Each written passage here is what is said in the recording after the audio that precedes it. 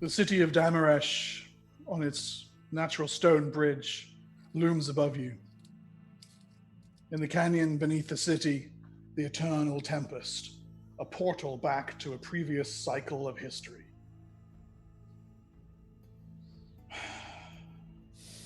Deja vu is a very real sensation.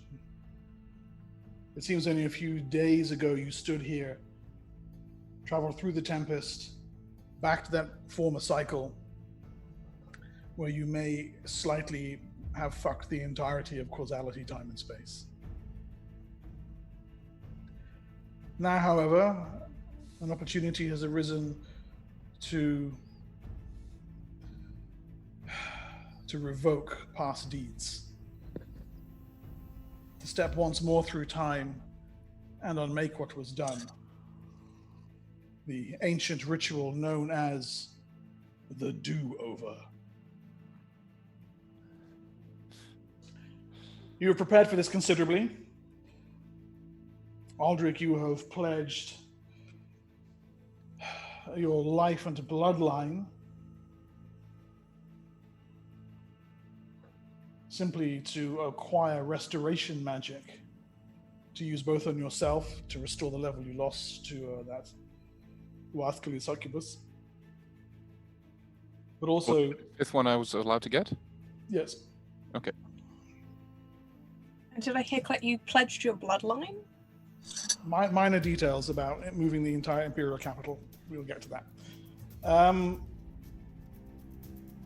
And a number of other restoration scrolls to heal the madness that plagues the dragons you have decided to go back in time and rescue, thereby unwriting from existence the one who becomes a Dracolich and rules as an undead horror over the empire that is your home. You've been planning the exact wording of the message you're to send. What have you settled on? An essay. We just sent a letter that says, try again. That was it. On a crumpled bit of paper that we just threw down. No, Okay. no.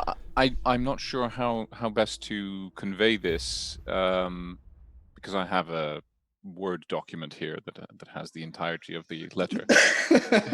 So I can either read it all out. How many pages is it? 48. No, it's. I think it's a page and a half, but it's What font size? 9. So how would you like me to do this? We want it in a French accent. Yes. In Do a a French dramatic accent? reading, and I will play the banjolele. In your best dramatic tone, please. All right. Skip the boring bits by the main now. Really? But the boring bits are the best parts. All right. To Bellis, Aldrich, Shanta, Avel, Jadarian, and Tarvo. This letter is of utmost urgency and seriousness. It is a message from your future. It is intended for your eyes only, so please ensure no one else is privy to its contents. We write this letter to avoid a future fate that your actions cause in the coming confrontation with Talora, or Vorum Cathriax. Without revealing too much, those actions have many severe and unexpected consequences. It is important that you prevent Vorum Cathriax from fulfilling his current plan, but not by thwarting it, but by aiding him to do so. The difference being that you will guide him to achieve this in a way that doesn't destroy history as we know it and erase certain members of our team from existence. Here's what you need to do. Bellis, you must under no circumstances attempt to contact the Ghost Mother in the previous cycle. It will result in you reaching out to the evil god Hades, who will start a chain of events that we are currently attempting to avoid at all costs. This letter is specifically meant to change your course of action. As a direct result of your negotiations with Hades, you end up being abducted by demons to the abyss. The rest of us must fly to the bottom of the canyon under Damaresh and seek out the ancient dragon there. Alenathiax, last of the Evangian's brood. He will aid you by sending you to Fort Valandor. When you arrive outside the fort, there will be an army mustering to attack the Ghost Elves the following day. You must avoid detection and capture by Valandor forces at all costs. They are paranoid right before the battle. If you are captured, Vorum Cathriax will get his hands on Bellis's flatbox and his phylactery. You need this to stay in your possession. Head to the Valandor Library and research all you can on how to control the collars of the dragons, young Vorum Cathriax and his brood in Fort Valandor. These should be command words. The words and the phylactery are leveraged to negotiate with Vorum Cathriax later. We must offer to help Vorum Cathriax to achieve his goals of getting his brood and his younger self to the Dragon Mountain. To prevent the same problems happening to Erroth's history and our characters, we need to impress upon Vorum Cathriax and his brood the need for them to fulfill their established role in history, i.e. they need to successfully complete their attack on the Ghost Elves, which results in their deaths, and Vorum Cathriax being imprisoned as a Dracolich. In addition, Valandor needs to retrieve the lore from Gal Hanoi, learning from the Ghost Elves where it is so that they can retrieve it. Our plan must also include a way for the dragons to escape their fates at the last minute. Vorum Cathriax should be able to detect pantemporal phenomena, so we can tell him what we have done before all this, that we have done all this before and that there is a problem with the dragons being mad. To cure this madness, we have provided 4 scrolls of restoration. These spells will rid the 3 dragons and the Dracolich of their madness. You will need to remove the collars and cure them in this manner. It will be risky. Once the collars are off, they are free to act on their own accord. You will need the Dracolich's cooperation. The timing will have to be perfect. We have to make sure that they survive long enough and contrive of a way to make it appear as though history remains intact but allows the dragons to escape to the mountain. We will have to incapacitate the dragons' handlers, wizards, and dragon riders to succeed in our plan. The Dracolich Vorum Cathriax will know the exact moments of their deaths and will be able to assist us in timing their escapes. Dragon Mountain is on Erroth at the moment. We have to wait until Tsunami visit the mountain and Abnectatrix dies and is replaced by Valamandrax. There will be an open invitation following that. We have arrived in the past on the equivalent of the 13th of June. Abnectatrix dies on the 15th of June.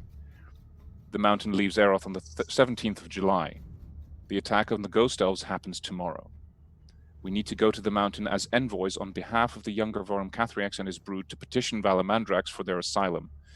We can warn him of the risks involved, but assure them that we used a restoration spell to cure them of their madness. Again, he may have pantemporal insight and be able to see what we are talking about.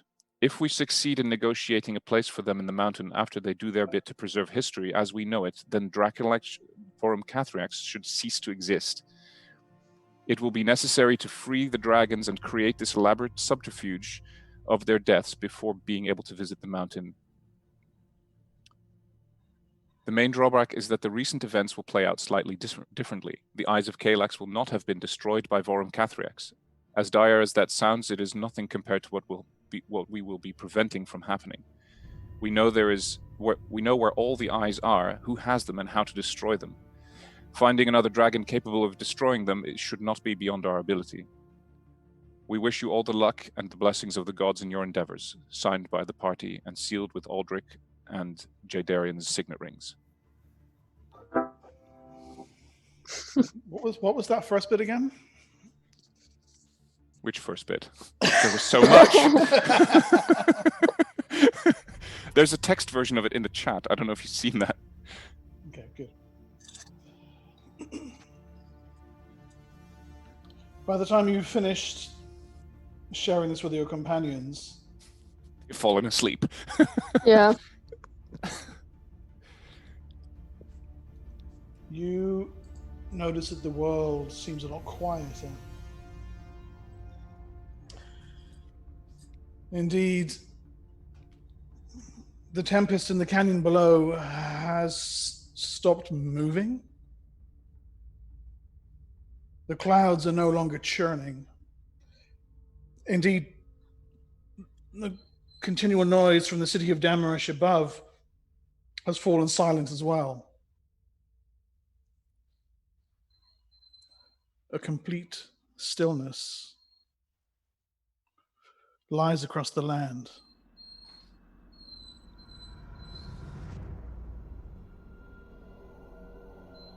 And out of this unearthly silence, you hear the soft scrape of footsteps as a figure walks slowly towards you. A woman in a robe, the upper half of her face concealed. But in the lower half, you see the lines of age. Lips pale, hair once dark, shot through with grey, hanging down behind her ears and around the side of her neck.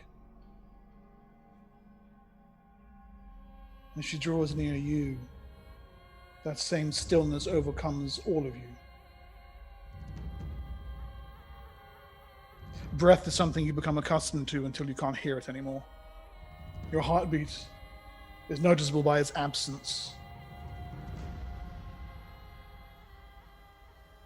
The very warmth of your bodies begins to die away. An aching chill seeps into your bones. In game terms, you will lose a level.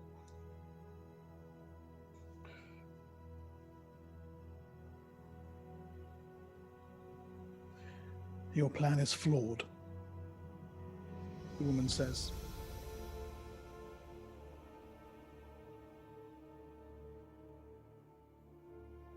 Who are you?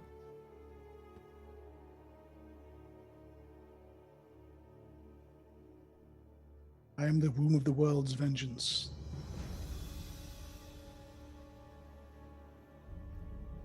Okay. She who was absent. Struck a bargain with me when I wore a different face, a different name. I come now to collect and make a good upon that bargain.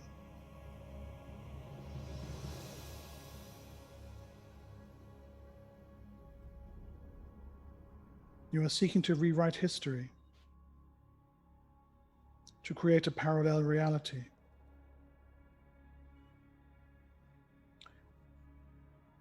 There are no parallels to the previous dream. What remains on the far side of the Tempest is all that is left.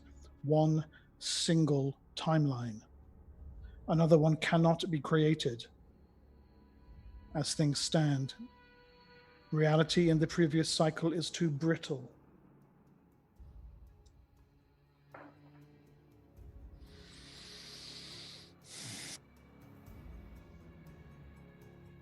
But I come to you with compassion and a way that your desires can be brought to fruition. Now the coldness inside you is bone deep.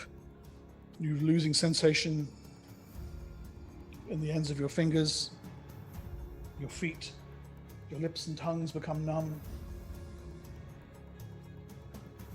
If this truly is a manifestation of the Ghost Mother, you stand in the presence of an avatar of the god of death.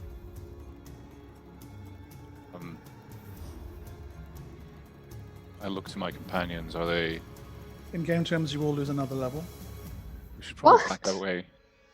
Does backing away make it less extreme, or is it just... You struggle to get your feet to move. You can't even feel them, let alone will them into motion. To make the changes you desire, an infusion is required. An infusion of energy. The dream that dies cannot support a change to its history beyond what has already been wrought upon it. It will snap. But if given an infusion of energy, something from this cycle,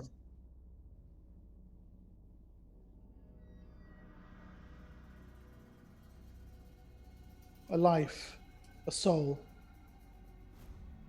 a bead of pure essence. When she lowers her head, there's a very brief glimpse of a gleaming eye that seems to sparkle like a ruby. To do so would be a great deed. A very great deed. Her voice is becoming indistinct. You're finding it difficult to hear. Life and energy itself is sapped away from you, seeping into the air, the ground, leached from your being by the presence of this avatar of oblivion. So, you're asking one of us to sacrifice ourselves? I am asking nothing. I have already decided who it should be.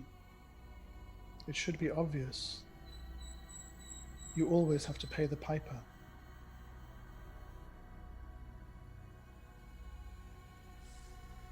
I will take your message. I will send it through the storm for you, and with it I will send my blessing.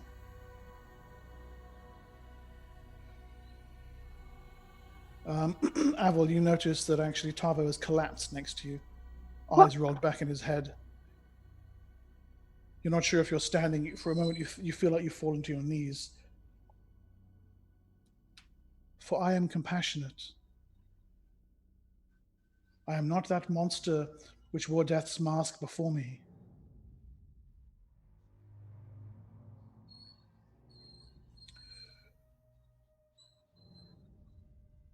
Shanta, you realize that Aldrich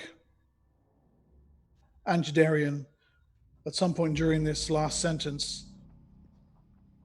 have likewise fallen to the stony ground beside you. I try and catch them if they fall, when they fall. Every last effort, try and reach out a hand. You who has but a fragment, a fraction more of life energy within you,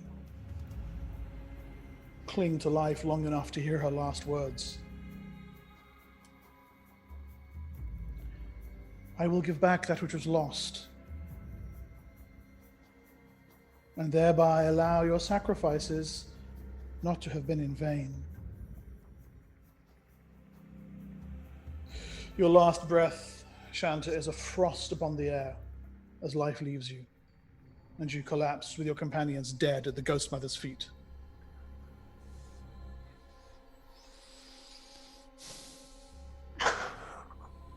To court death is to welcome it into your lives.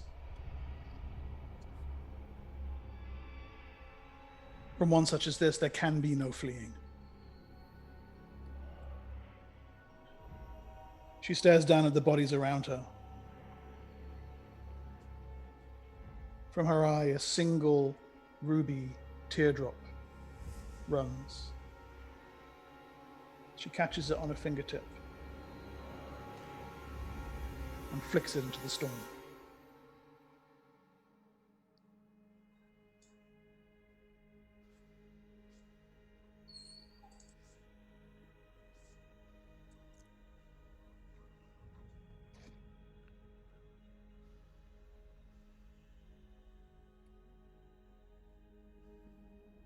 Above you, Damaresh dies, the city cracking asunder, falling about you.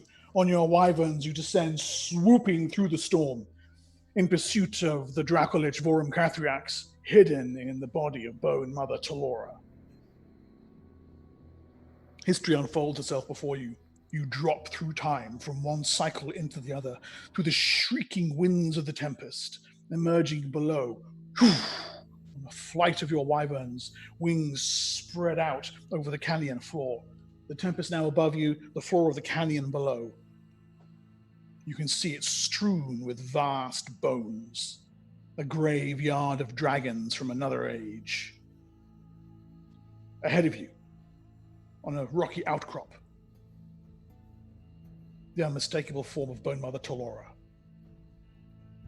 The green energies of a dimensional folding portal are open in front of her. Through it, you can see the courtyard of Valandor, but strangely not ruined, somehow in fine condition, swarming with troops. She steps through. The portal closes. On the canyon floor below, you see moving slowly amongst the bones a worm, ancient, decrepit, dying, its eyes guttering balefires, its scales a patchwork of old skin. probably best to alight upon the canyon wall and decide how to proceed. So you do. Aldrich, Bellis, Shanta, Jadarian, Aval, and Tarvo. Did you bring Drask with you? I believe so. The guy that was in charge of our wyverns. Yeah, the groom. Yeah, Wyvern I think we man. did. Wyvern man. He has a All cape right. and everything. He does. You alight upon the canyon wall.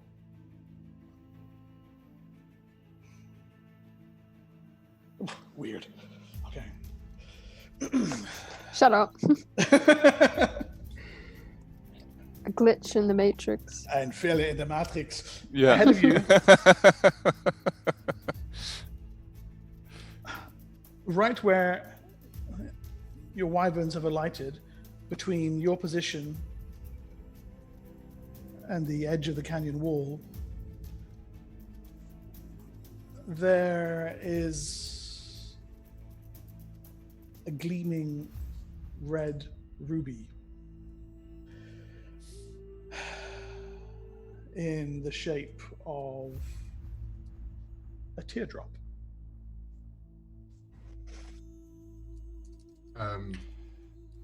That triggers Bellis. Yeah, seriously.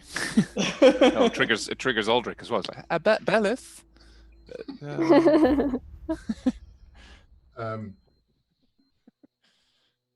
Bellis moves towards the teardrop.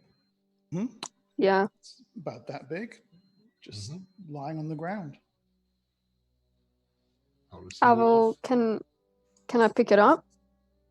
Look at it? Aval is picking it up, did you say? Mm-hmm. You like shiny things. That's probably for me, Aval. But you don't know that. As soon as Aval touches it, the world fills with bloody light. And there Well is done, a sense, Aval, you've killed us again. a sense of Oh, yeah. overwhelming pressure. For a moment, the world is as if one version of it overlaid across the other. You see yourselves here, upon this outcrop, no tear, descending to talk to the dragon, visiting Valandor, a capture, an escape, a deal with a dark force, a return to an altered past, no, an altered future. A world beset by demons and yet your own freed. A visit to Vorum Cathriax. Priests from another timeline. All of it, one after the other, after the other, after the other. Experiences and thoughts and memories all slamming into your consciousnesses. And they're not just coming from your own minds. You see Bellis standing on a great glass floor, speaking with a figure who is at once a young dark-eyed boy and a haggard woman in a heavy cowl with a bloody teardrop on her cheek. You hear Bellis making an agreement to be sent back through time, agreeing that the rest of you should lose memories that she retains. And thus the loop is revealed. You have been here before. You have been sent back to your own timeline or an altered version of it before. Lived through awful revelation and loss and attempted to revoke what was done. All these memories, superimposed one on top of the other, flood into your consciousnesses. Aval, you stagger backward. The bloody teardrop is gone. As the memories settle, like a great trough of water shaken, the ripples finally dying down. In their wake, there are words. About a page and a half of words in 9-point type. Is there also a bag with scrolls? Actually, Aldrich, you know that they're in your backpack. Weird. And an echo of a voice, for I am compassionate.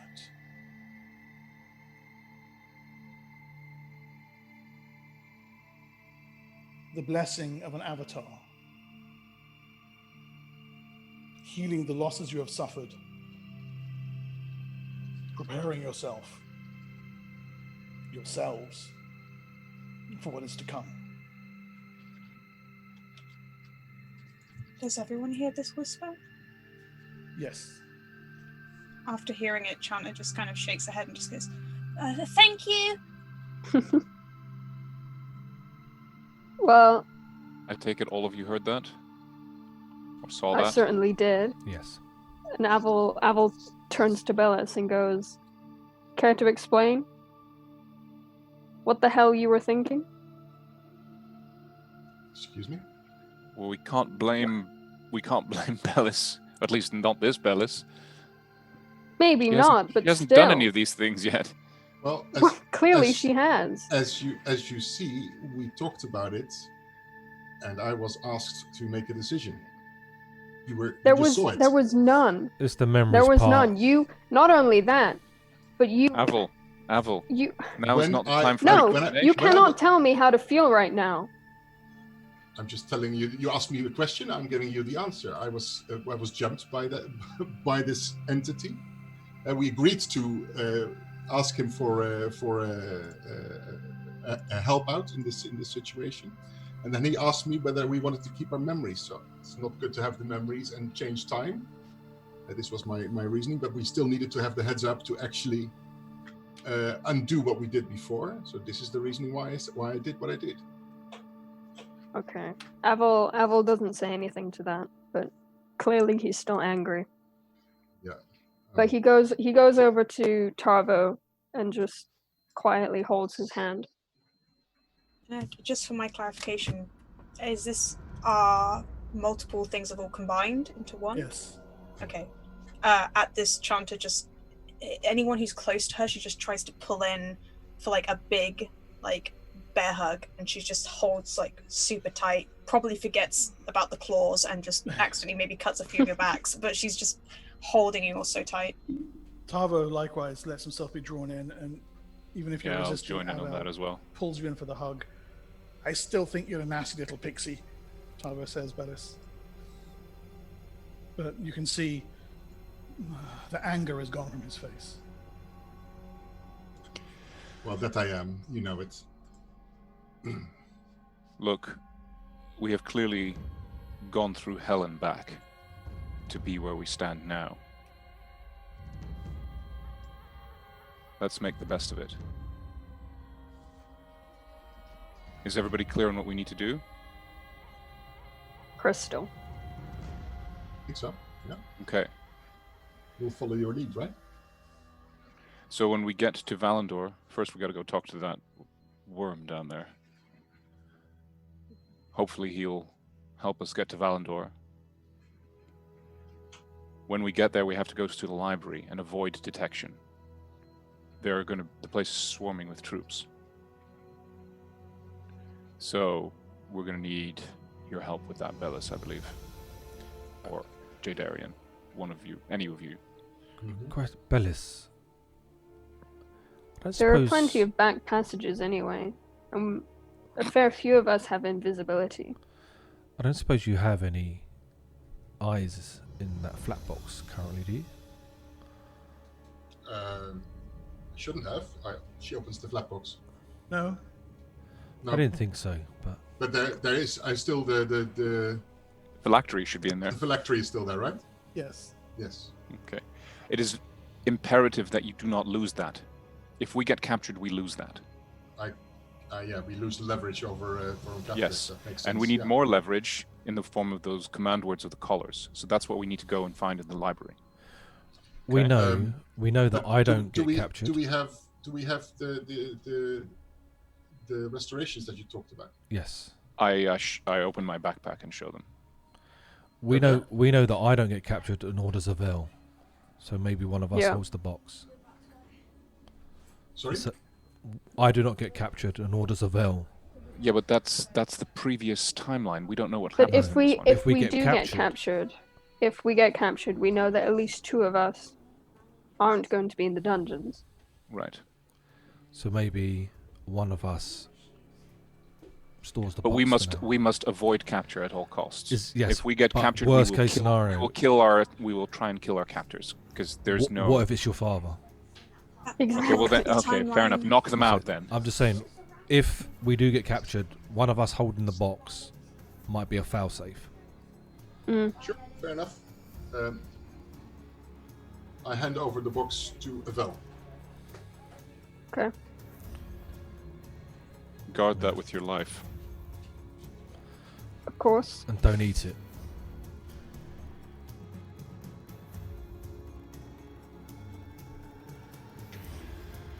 So All right, let's move out.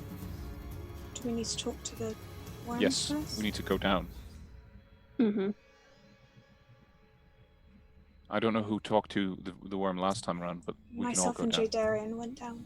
Yeah. But Okay. I Because think it's okay for us all you can to go. speak Draconic, no? Yes. Let's take the wyverns down and Yeah, from Get here this on part of the we deal, can make yeah. new decisions, right? Okay. The worm is waiting for you. 150 feet of scaled decrepitude. Once this thing must have been a mighty beast indeed. Now it is all it can do to lift its ancient head and turn its burning ember eyes upon you. As your wyverns alight, don't you draw closer to it. Alanathiax, you know it is called. And there is a low, churning rumble deep within its throat. You can feel it through the ground, through the air itself. How is this possible?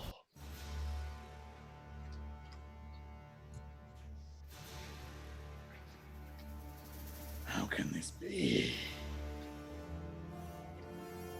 Time is but a single thread, and yet I sense you as I sense a braid on a tapestry.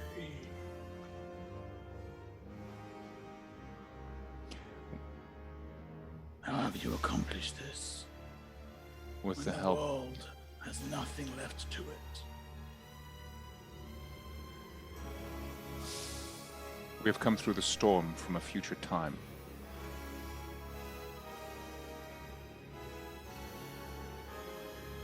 And this has been made possible with the help of divine intervention.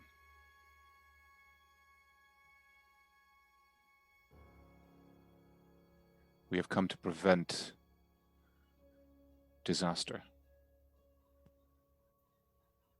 Try to I save do your not brood. understand how a new god can reach back to the realm of the old. This world itself cannot sustain it.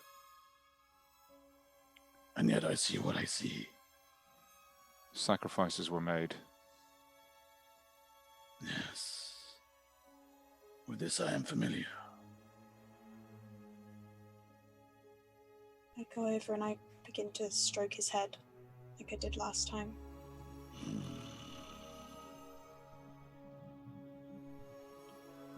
You, helped us before. I sense this.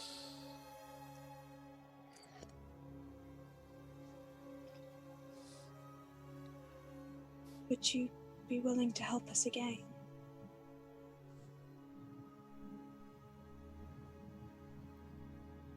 We want to put right what went wrong. The one who fled through the dimensional folding portal. You wish to follow a worm in a woman's skin.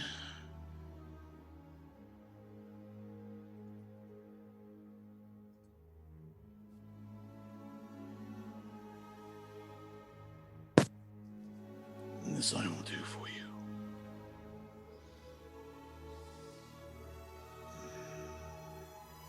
My last act in this world. Before I sleep forever beneath the storm with my kin.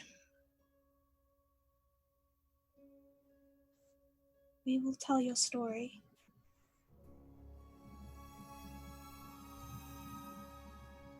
And how you helped us. Thank you. A question first. In the future, there are other worms like you. Yes. That is where we come from. We do not know all of those that exist. Are there others that you know of that survive, that we can contact? Seek Wormsgate.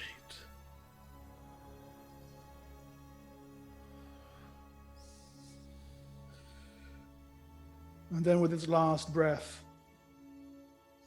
the last born of Alathea the Evangion breathes a transportation that envelops you and pitches you across the continent far to the south to Valandor. You do not see it rest its head against the earth, having given its last. But the echo of its sacrifice follows you. As the world takes shapes around you once more, you are on where you have been, a grassy hill, forested, overlooking the fine walls of Valandor. Beyond green grasslands and open meadows, a road running into the fortress.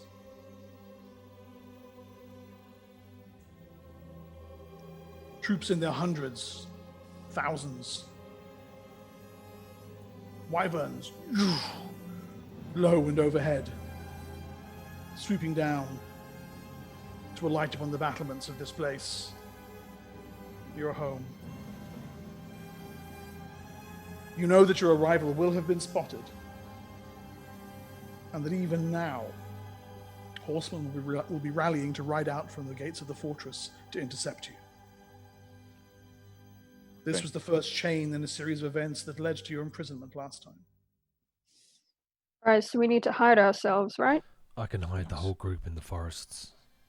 I don't know about the Okay, wyverns. first, let's have the wyverns take off Yep. and fly south or Well, somewhere else. Could we tell them to meet us somewhere after we've done all our stuff? The groom Maybe. can lead the wyverns away from here Mm-hmm. and have them rally with us at our signal. Yeah. I will take them to the high pass near Highthorn, Drask says. Keep and them out await of your sight. signal there. I will, my lord. Good hunting. Thank you. Thank you. You know, I really should have leveled up by now. He mounts up. Too At his soon. command, the wing is aloft and flying away from Valandor. Okay, let's Hear a move. horn blowing from the fortress. An alarm is raised. I gather everyone around and Yeah. and start speaking. Si, Rina, Helda, Kante, and we all blend into the woodlands. Your camouflage. Yeah. Yeah. Okay. You hang back. Really Yes. quick, have I used the restoration scroll on myself yet? You probably don't need to, do you? Okay. Yeah, no, you do. So can I assume that I've taken care of that, or You're back up to 8th level. Am I still 8th level, or have I lost 2 levels? Those levels. You were guys us lost all dying. your levels and died. Thankfully, that appears to have not followed you through the I'm still 8th level. Okay, through good. with the Ghost Mother's blessing. Yeah. Awesome. Basically, we were erased from that timeline. Yay. And moved into this one. yes? Because I got my ring. Question mark. Yeah, the ring. So the scrolls that you bought, the ring that you bought, these things appear to have been moved over with you. Nice. This is Copy, paste. absolutely- Hmm? Control C, Control V, yeah? Yeah, it's high magic, but yes, Yeah. yeah. Yeah, Control C, Control V. Control C, Control Only V. the very highest level deities have access to this arcane skill. Is the dust of the dragon that I took also come with me? Or Catharax's dust. Yes. Am I skinny? Yes. It is, okay. Did I lose all my fat when my body assimilated? What would you like? I don't know.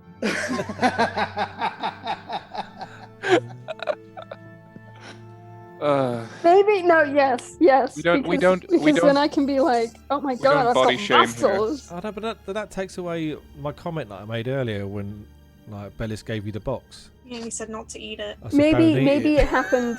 It's happening quite slowly, like very slowly. My muscles start to come back, as you and then turn, your gut just tucks in. yeah. No, wait, you would So still that like be it's because so I so kept slow. I kept my burns when we went back to the past, so you would have kept your No, weight. but I was still skinny then, wasn't I? Yeah, but I wasn't burnt then. You're gonna have to do a montage at some point. I'm gonna do an Iro workout. Yeah, and Iro to workout, right. to the Eye of the Tiger. Yeah, it has to be. Yeah. God damn! I wanted to impress my boyfriend. Never mind. He likes you, chubby. Just be camouflaged or whatever. Yeah, Stupid. it's a thing. I'm sure he doesn't mind. So, There's a meme I need to show you later. Anyway.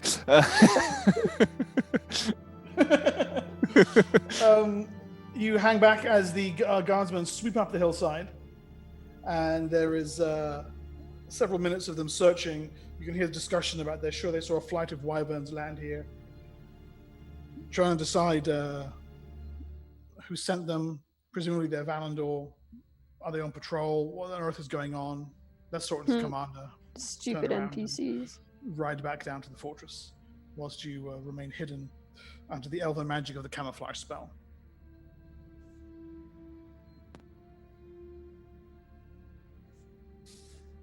What next? We make our way through the forest using the camouflage as much as possible to make it to the back door of the keep.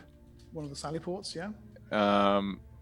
Assuming that those are still there and not in. So the camouflage will stop working once you emerge from the undergrowth. Okay, what is the? Basically, I'm going to try and use my knowledge of the keep to get us in the most efficient way to the library. That's fine. Doing it unseen is another matter. Right. So that's where, when we get to the edge of whatever forest cover we can use, I will turn to the casters and be like, "Well, obviously we have a problem now." Well, some of us have invisibility, correct? I think I have it. Maybe it's better to send those with invisibility. You know, I'm not sure. Well, at some point, you once you have the power words, the next stage, of course, is a visit to the Dragon Caves for a rendezvous with Vorm Cathrax in Toloro's body. Yeah. So you need to factor these things in as well. I can. Bellis is going to cast the detect magic. She's going to cast an invisibility and then a detect magic, so she can get him within range to see what kind of protective spells are around the keep. Whether we actually are capable of teleporting in, or whether invisibility gets detected if we come too close towards the keep. Okay. Also, I might. Can I plumb my knowledge of history to know what kind of defenses maybe were on the walls at this time? You don't recall there being a particularly large amount of magical defenses around Valandor. That sort of thing requires a fairly high-level mage. Right. But there's no stories of like, oh, back in the day we used to have, magic walls and they kept people out and gnats. Valandor. You're talking about Valandor here. Yeah. Yeah, but the Valandor we have is a very, very different one, isn't it? Okay, so Bellis, invisibility for you. Mm-hmm. And Spell. come close towards within range of a detect magic spell of the walls to see whether we can actually teleport in and whether invisibility will be picked up on. That kind You of see thing. nothing that implies an inability to teleport or something that will remove an invisibility. No. I can Okay. get us straight into. I can. Remember, I've got the ring. I can go Does straight that work to for more library. than one person? No. I don't know actually. But can you do dimension multiple? door. Is this Can you the do ring of the multiples? hidden step? Yeah, I could do it 3 times a day. Yeah, it's just you. I can open the cube into the darker recesses of the library, right? Yes. Yep. Would With an something like that intelligence go an detected? intelligence- If there was Well, someone there, yeah. By what exactly? If somebody's in the library, will they see a big portal open? Yes, they will. Yes.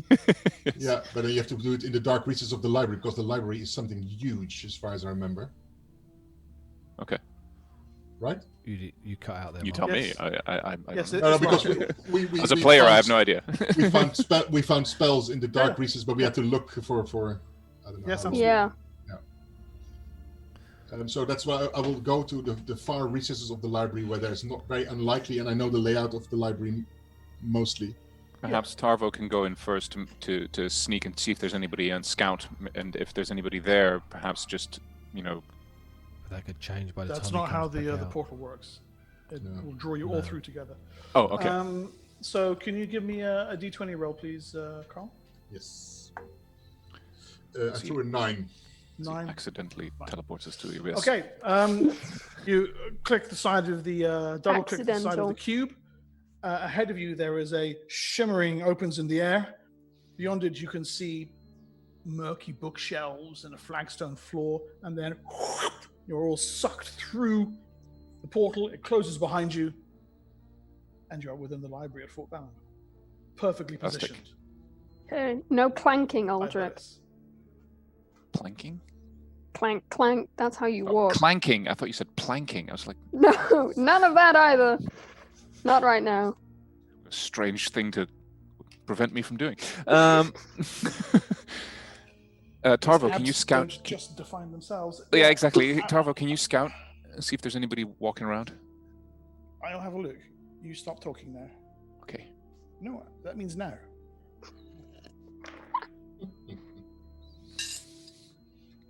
Vanishes from sight between the bookshelves. Reappears a few moments later. There's a pair of sorry. young. Are my henchmen with us? There's a pair of young lads. Can I use my ventriloquism? Your henchmen will be away with Drask, safely out of the way. Is that how Is it works? There's a couple of young lads over far side of the library. They're looking at maps or something, but that's all. Okay, time is of the essence, so maybe we Let's can start searching. incapacitate them. Is it- Well, I mean, how far is far? 20 feet? No, like the other side of it's more. He thinks more like I don't know, 100 yards or more. This place is huge. 100 yards is quite a way. Okay, Just keep watch out. Bellis, do you know where they would keep the information on the dragons? Well, this is the thing. When you guys were using the library and when Valandor is a ruin, it's a complete disheveled mess, which is part of the reason why it was random dice rolls to see what you would find. Yeah. Right. So, no. Right. I mean, I don't know that Valandor uses the Dewey Decimal System, but there will be some kind of ABC, or here are the history books, here are the cooking books, here's the weird elven pornography. Something that allows you to. I look for that. Jade, we don't have time for that. Stop it. Stop it. Tarvo, is there a librarian here somewhere? See a librarian. Do you think I suggest we have a look, and if those lads are going to be in trouble, that we incapacitate them. Mm-hmm. Oh no, you probably mean actually incapacitate them, though, don't you? Yes. You no know, like kidding. knock them out. Yeah, no, we'll do that. We can do that instead. Or Yes. maybe Let's Avel not can kill s- anybody because we don't know who their children are. Avel can send them to sleep. exactly? We don't want to kill anyone because I don't want to poof out of existence. Exactly. So I don't even no know. killing. Like, Nobody kills anybody. yeah. Okay, are you going to go incapacitate these people straight away, or only do so if they stumble across you while you're searching for books? I'd suggest doing it straight it away, straight just away. to prevent anybody else, and then locking the library doors. Yeah. I mean, I want to just say that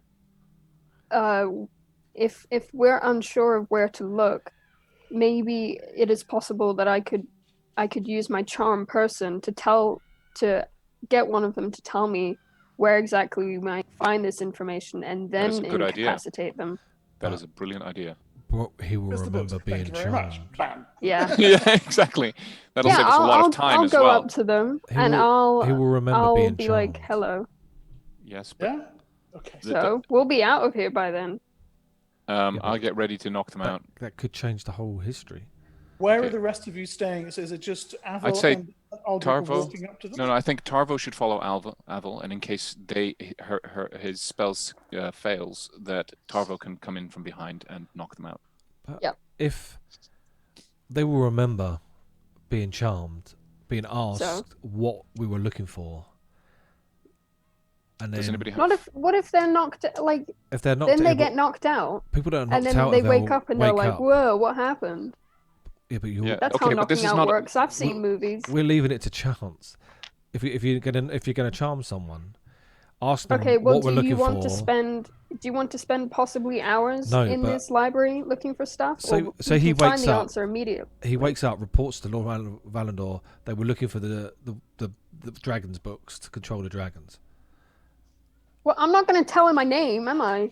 No, but if they're going to think an enemy's looking for those power words, No, not necessarily. It could change a That's- tactic or a game plan If he's- amongst them. If he's charmed, he'll remain so for a long time. He certainly won't think of you guys as an enemy. And would he stay like that at least for a day and a half or 2 days? It can be days, weeks, even months, depending on his intelligence score. I Okay. can also, I can Second edition also charm spells are crazy broken. if you give me the chance, I can maybe change their memory about it. That Okay, would be I helpful forget. too. You could do that afterwards, yeah. I cannot do it today, though. well, if the obviously Well, the I could charm lasts maybe for a just while, say you will remember nothing of this situation, and they'll be like, okay. All right. definitely too many books for you, Evan. Boy, what you say, mate? Yeah, it's gonna be a week or more, almost certainly. Oh, that's fine. Perfect. Said it's You two have, of to See? have, them. you have to have 19 intelligence for it to go down to a day. So are these guys, are they just regular pages or something? Okay, so look, the library itself is enormous. You're talking 100 yards across. There are bookshelves with hundreds of books, and they're 10 shelves high. So like twice the size of this thing behind me. And they're in stacks all along. Big, tall windows on either side with late afternoon sunlight streaming through in the dusty air. And on chandeliers hanging from the ceiling, wax candles that are dripping heavily onto the floor, and also large reading tables with lamps and thick mountains of candles stacked around those. The two young lads, and peering out from around the bookshelves, they look to be in their mid-teens maybe. You don't think they're pages. They're dressed far too finely for that. Well-cut, expensive cloth, and they're standing together, looking at what appears to be a large map over the table. Right. Do I know just from the cut of their clothing if they are who they might be? They're probably younger members of the household. So either Talric's sons or nephews, or Right. the So sons they're or nephews of some highly placed courtier. okay. So It probably- doesn't matter. yeah. I'm about to finesse some information out of them anyway. Okay, go for it. Yeah. Tarvo, Okay. you follow. I tidy up my hair a little bit, maybe dust some dirt off of my armor, and just make myself look a little more official, you know. Okay. And I step out from behind the wall of bookshelves, I guess, Yep. and start to charm them. So what do I have to roll? What's the target for me here? They get a saving throw. Okay. So you're gonna open up with like surreptitiously casting the spell at them. Yes. A 3 and a 5. Outstanding. Okay. They Okay. both spin around to face you. Good For a evening, moment- gentlemen. For a moment, it's like looking in some weird de-aging mirror. The slightly taller one on the left, it looks like you at about age 15. That's gross. Yeah, except bits of bum fluff around his face. Ugh, peach fuzz. Yeah. Okay. Hello. Good afternoon. I'm from the Dragon Caves, very official business. Dragon Caves. One of the yeah, don't worry about it. One of the pages, foolish little boy he is, got drunk last night, absolute wally, and he seems to have elbows his misplaced companion. It's a bit like you, Trevor, isn't it? Yes, very funny. Alvin, He seems shut to. up. Okay, well, he seems to have misplaced the words of power regarding the old collar situation. So perhaps if you could point me out where I should look for these, because we need them pronto, as you know. Young Alvin nods. Yeah, that's in Worms of Valandor. Yeah. And where might that be? I'll show you. I'll show you. Oh, lead the way, good sir. Lead the way. Okay. Traven frowns. Are you you're from the Dragon Caves? Yeah, yes, the French delegation, Blanche. Very good. What's a French? What's a blanche? It's branch. This way, Alvin says he's already halfway down one of the nearby aisles. Traven's kind of like, what? Yeah, I pat him on the back. Don't worry about it, old sport. Alvin pulls a large volume from the shelf. You've actually seen a version of this book in later life. There's a copy in Fort Dalgath. Huh? And he brings it over, boom, places it heavily down on one of the tables, and then starts leafing through pages. Mm-hmm. And opens it onto a large double spread. It shows stylized line drawings of a dragon's head, and then in bold ink, a close-up on the collar with the runes around it, and then the runes written next to it. Runes of control. Can I read these? Runes of sealing, runes of unsealing, and then a rune of unmaking. The collars have 4 powers. The rider can control the dragon, seal the collar around its neck, unseal it, or kill the dragon. Right. And I have no problem reading these, do I? Your considerable bardic skill does give you some read languages ability, I believe. Stop. Yes. 06. Yes. Yes. The runes Okay, are perfect. quite clear to you. Okay. Well, I turn to the lad and I'm like, well, thank you very much. You've been a fantastic help. I'll be sure to look you up in the history books when I get home. And I signal for Tarvo. When are we going to the caves? Oh, don't worry about it. Would I want to come? No. I helped you. You should help me. Well, I mean, it's, you're like, what, 12 maybe? 15? 15? Yes, exactly my thought. You should spend more time working on the arts. Have you ever heard the banjolele, for example? I wanted to come and see the dragons. I thought if I helped you, you'd let me come and see them. I just helped you out. Yeah, you certainly have. That's not very And fair. I signal harder for Tarvo to come. It's getting a bit embarrassing talking. Yes, anyway, I really must be on my way. Official business, war, all that. Tarvo appears back with the rest of you. Avel's got the words, but I don't quite know how these charm spells work, but the wee lad's being a bit clingy. Oh. Perhaps we should knock them out then. I don't think that's a good idea. Well, you got a sleep spell, maybe. Yeah. Oh, yeah, I do. yeah, do I that. do. I do have a sleep spell. Okay. There you go. Well, I don't know. Should I do that? I think, walking them over by the map again and then sending them to sleep would look more Good realistic. idea. Good idea. And just make sure you tell them that don't tell anyone about me. There's not a discussion you can actually have. No, but we're talking to Tarvo to relay that. Maybe, I don't know. How is Tarvo going to relay that exactly? to him? Morse code. Yeah. I haven't got message. Avil, what do you do? Well, I mean, I can't take these lads with me. How awkward would that be? Just like You're coming their back best to the friend party, now.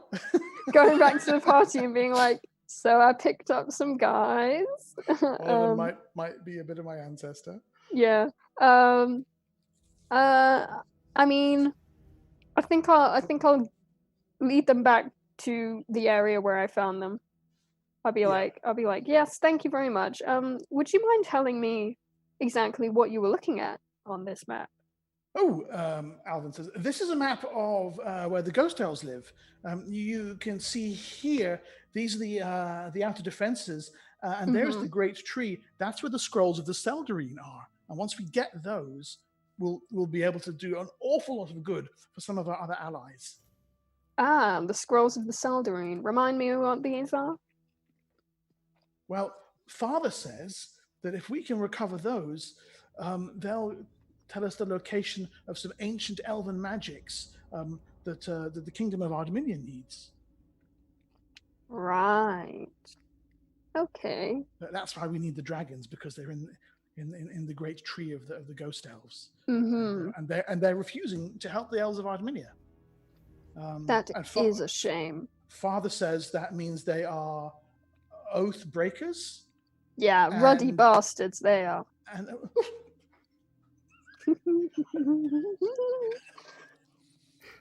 yeah, ruddy bastards. Yeah. Uh-huh. Yeah, there's some new world lingo for you there. So we can come. Look, we'll just stand on the gallery and we won't make any noise, and we can just look. I'm never allowed down there. No, I don't think that's going to happen.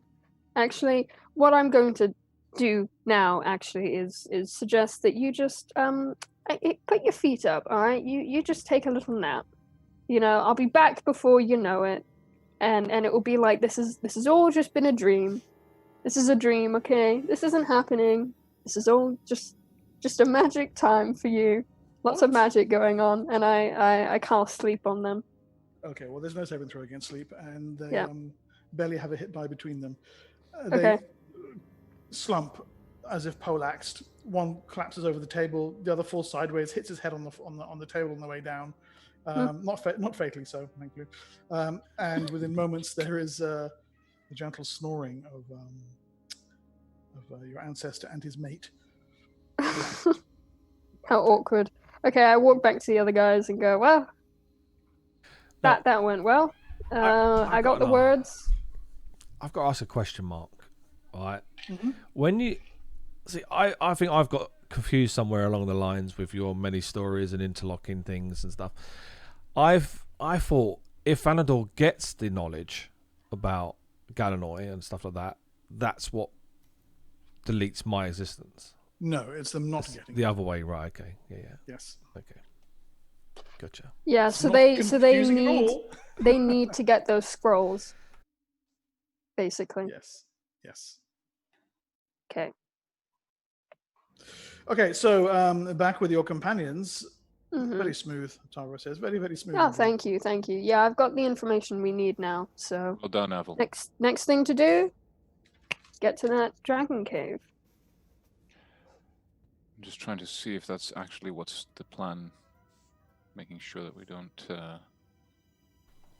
do it in the wrong order. So there's definitely some massive ties between Ardminia and Valandor then. Well, we're allies, aren't we? Yeah, Imperial Torlek, certainly in this cycle of history, is the most powerful empire of the southern hemisphere, and Ardminia is one of the, if not the most powerful one in the north. So them forging what is essentially a global alliance is a remarkable thing, absolutely, but it's not inconceivable. No. Certainly, given what was going on in Erroth at the time.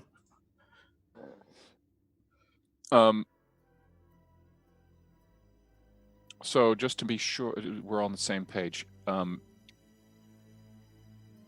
scrolls of restoration, we cannot use them on the dragons until they fulfill their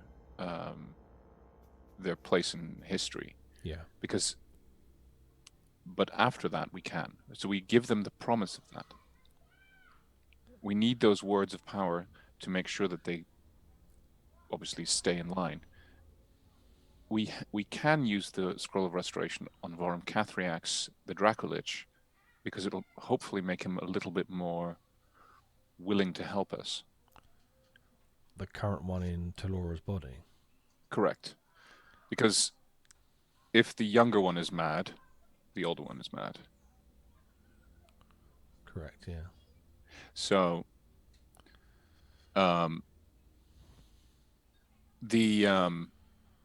to negotiate with Forum Cathriax, the Dracolich, into Laura's body, we need to make sure that we do the restoration on him, her, but also make so that they're more willing to listen. But we need to open with that. Will that restoration work on a soul? Because obviously I don't know. The body is actually Talora, but obviously, is it? Do we know if it's some sort of dominating effect or? It's not. It does a couple of things. If you cast it on someone who has suffered an energy drain, it restores the lost level, assuming it's cast quickly enough. Aldrich used one on himself. If you cast it on someone who is insane, it heals any mental injuries they've suffered. Yeah, but so I'm talking about two different things. Mother Talora is obviously his body's been taken over by the soul of Vorum Cathriax. How does the restoration work? Which one are you going to heal? You will heal whichever one is in control of the body. Okay. Yeah, does it affect undead in a different way? Do we know that? No, you don't know that. Okay. Does Bellis know this? She's not undead. True. Right. Yeah. Of course, because the body is living. The soul is the immortal part that was transferred, right? She's just had a brain plugged in. Right.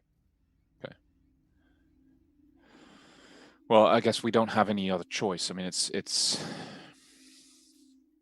Well, now it's about finding the dragon, or. Well, we know where she's going to be.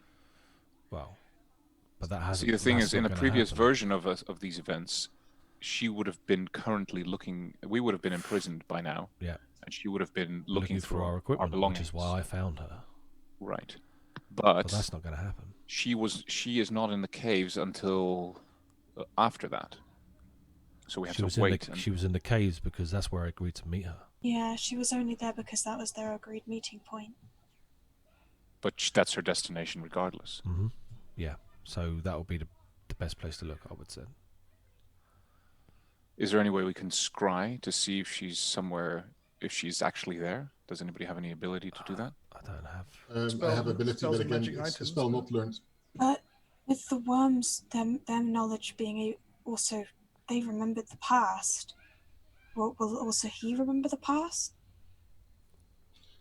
The current Vorum Cathriax will remember what's happened, so he knows exactly who we are, etc. So he won't know what's happened for future stuff. Are you sure? Definitely. He might. He won't know what's happened to us recently. We have to, This new timeline, maybe not, but no. There will be. I'm guessing they'll have some kind of sense that what we tell them has merit, because they can, once they know about it, they can look for it. Well, we can speak to Vorum Cathriax. Offer he's we've been his enemy all this time. We're trying to now send you a message. Well, ironically, we freed him. Mm-hmm. Me. Yeah, in the Zoom chat. So we actually weren't always his enemy. We only No. became his enemy now in Rec- these series of events. The last 6 months, 7 months, yeah. Yeah. So we're gonna have to be very He obviously convincing. wants to talk to us. He wants to convince us to help. Well, He's we have brewed, to. which We is have why- to. There's definitely a glimmer of an opening there. When I last met him, obviously in that thing, he wanted a truce. So whichever stage we see him next, he wants a truce. We know that. Yes, but don't forget the very last thing that he saw us doing was attacking him and his worm priests. Or was that someone else? No. That was him.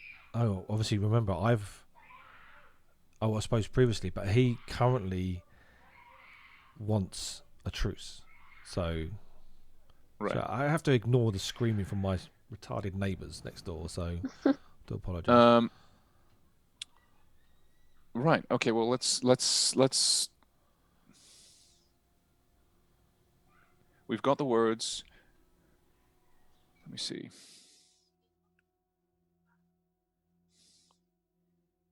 Yeah. Next is meeting him. Yeah, I mean, we've got no idea where he's going to be, but well, we have got. We a can good wait for him. We idea. can wait for him in the caves.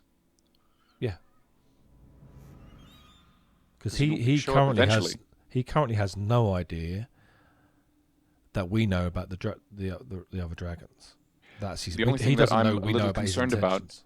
is that there is a likelihood that the preparations for tomorrow's battle will involve some kind of preparation with the dragons. So there's going to be handlers there, there's going to be riders, there's going to be pages, whatever. Well, None we of saw them- that when we last went time. there. You saw, Yeah, exactly. You saw riders, a mage, various pages. Right, so all of those figures cannot have an inkling that we're there. No. And if, let's say, the Lord of the House is in there prepping, that also he cannot detect us arriving. So we need to make sure that our arrival in the caves goes undetected. Where we spoke on one to from Kefrex last time, that was well out of the way, wasn't it? Yeah, you're Yeah, up on a high gallery. Didn't we overlooking the get caves. into contact with him when we were getting our stuff back from the dungeons, and he was there or she was there ruffling through our stuff? Yeah, but that's not going to happen. No. No, that's of course a good place to meet her. Where? No, No, but because she she will not would- be ruffling She through will stuff. not be there. No. No, there'll be no Yeah, point of she being won't be there. No, her goal is to go to the dragon caves to free her brethren. Yeah. You know, and himself. Sorry, because he got into a woman's body. I keep saying her, and he's a he, but whatever. Do dragons actually have a gender? I don't know. So let's just make our way to the caves, because that's the only place we know she's going to be 100%. Yeah. Unless anyone else has any And better we stay ideas. invisible No, or something. that's what I think. We need to stay invisible and out of sight until she arrives. Invisibility. Well, only if we lasts can so get back long. onto that gallery where we were last time, That's a Yes, good that's bet. that's the place where I could we're hoping to get. camouflage us up in there. It was a natural cave, Yeah. Yeah, it's a big natural cave below the fort. right? And the So- gallery is some kind of Like man-made a ledge, structure, A ledge running around the upper perimeter. but it's man-made, right? It's Yeah, well, pillars. it's kind of carved out of the stone. Yeah. Okay, gotcha. Yeah, so I could camouflage us up there. Because All it's right, well, natural let's- surroundings. Right. Okay. And Yeah. Bellis is already invisible, so Tyler is Sneaky. Well, this thing can still do everyone if you're invisible or not. So it's just Yes, an but we're not extra. hiding from Laura. No, We're hiding no, from no. everyone below. Exactly. Yeah. But that they shouldn't see us up there anyway. But if there's a patrol, etc., then yes. But that again. That's something that hopefully the spells will prevent Hmm. from detecting. So let's do this. okay. So to the caves. Yeah. All right. There is traffic to and fro all throughout Fort Valandor. And as at your last visit here, well, with your Moonwhite and Tavo out of sight,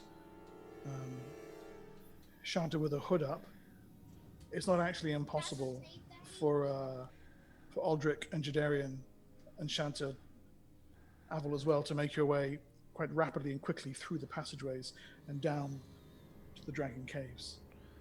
Yeah. And they are as you remember them. Dragony. A trio of immense serpentine forms, huge collars of greenish gold metal, rune inscribed around their necks. A mage, almost certainly, given the staff that he's leaning on with a gleaming white light at its tip. He's walking up and down from dragon to dragon or collar to collar, checking the runes, making sure that the seals are tight. Of Talgar, who presumably is Voron Cathriax's rider, there's no sign. Another two, a man and a woman, dressed in flying leathers, checking the straps on the saddles and making sure that everything is ready for the coming assault. And indeed, pages and handlers swarm to and fro. But high atop the gallery, concealed by Jadarian's camouflage spell, you hunker down and wait.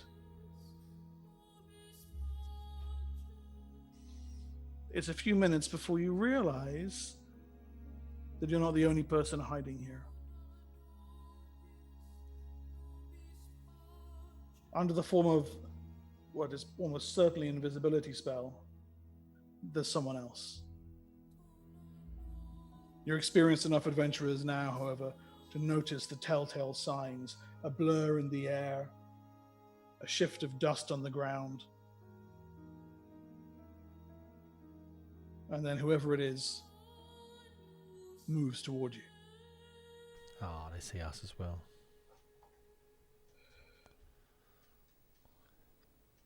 And out of the shadow of the cave, Bone Mother Tolora's voice comes to your ears. Bastards. The Bastard Squad. Nice to see you Hello. again, betrayer. Let's not antagonize her. Sensed you following me through the tempest. You have made it this... Wait. We have a proposal for you. You sense change in us, don't you? Time swirls around you like water about a rock in a river's flow. How have you done this? Does it matter? It matters to me. The important thing is we're here to help you. Help me now, is it? Yes. The reason you sense this temporal shift is because we made the mistake of trying to stop you before. We're here to correct that mistake. You're lying. You On sense my- the on my distance? family's honor. Fart. Your family has no honor. And this cycle is threadbare. What you describe would break. And those the god outside the gates would come. We are actually here to help. You can use your magics to detect if I'm telling the truth or not. The I'll detect whether you- sacrifice from our time is to be made to make this happen in this time. This is how it works. We know why you're here. Before we didn't. We know why you've done all of this. Before we didn't.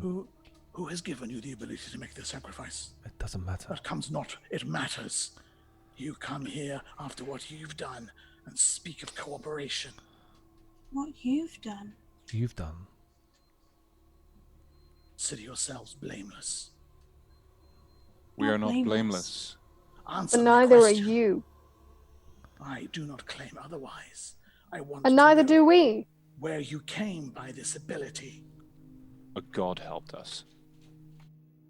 Which one? We don't My need to God. mention any names.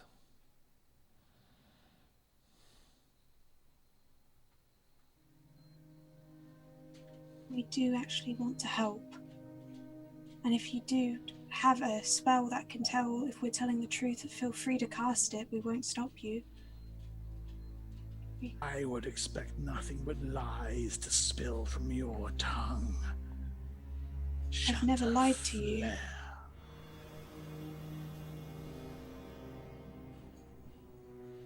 Has she ever lied to you? Never. I don't think so. But despite We what set you free once. Let us help you do presumptions this. you have on her lineage, I don't think she's ever lied to you. You're muted, Jade. We've come to save you from your future and your brood, and I look down towards the other dragons. We have come to help you get to the mountain. But you I have to swear trust it. us. You're muted. So you're not going to say again. You have learned much of what I desire.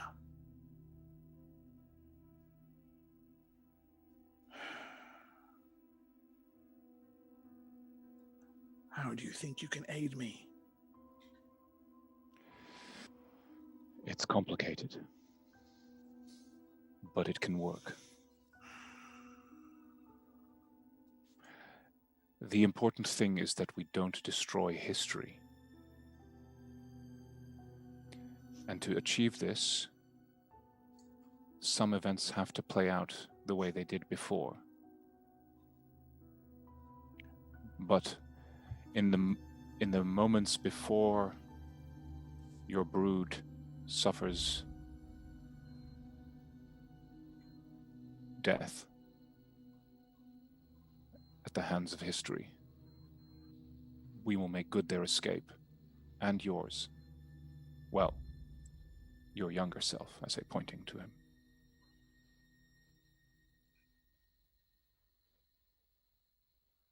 We can cure you of your maladies. Their minds are in turmoil. You have learned the words. We have. Give them to me. The timing is everything. If you do it now, history will unravel. And no matter what you do, you'll be dead anyway. It is imperative that we do this in the right order. If we do this one step out of sync, it will all be for nothing. You can have what you want. All of it. All of it. But the only condition is that you do it in this particular way. So we can have what we want. Well, and that history doesn't unravel. Well, that's what we want. You want a world without me. No, it won't be without you. You will be there. But I say, same. pointing at the young Vorum Cathriax. Moreover, you will not have to go through your imprisonment. This is what I mean, a world without me. That this will never have come to be. Is that something you desire?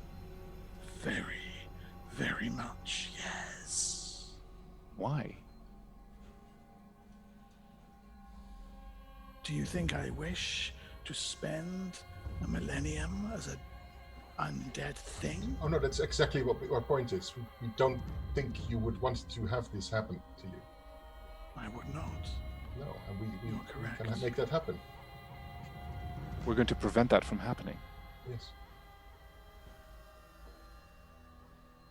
You will then sunder the collars. Yes. Help me bring them to the mountain. Yes. Yes. But same. After they have fulfilled their crucial part in history. Yes. And the only Crucial part in history.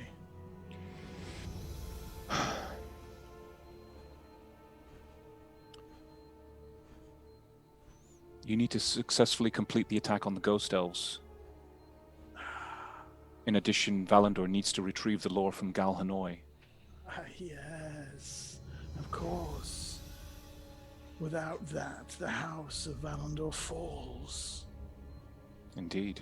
Not just that. Ard Minya is crushed by the mother of all dragons. Yes. Cooperation. As I need yours.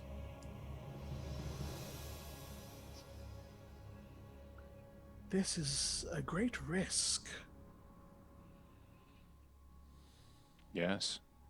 I Yes. could take the words from you and free my brood now and flee to the mountain. We would be saved. And to But the you're- abyss with you and your house that have held us in bondage for so long. Perhaps I want to see Valandor destroyed. Hmm? You Perhaps shouldn't But I hold your- can someone but your do else, something brethren- else. But I have the means to restore their sanity. and you shouldn't hold someone to the faults of their ancestors.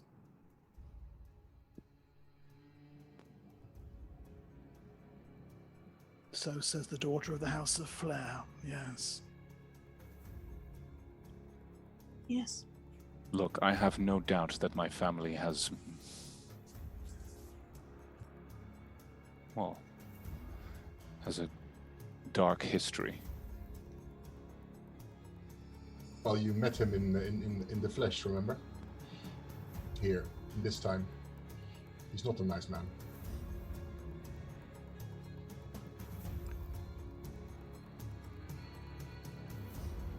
What is this method of removing our maladies, as you call them?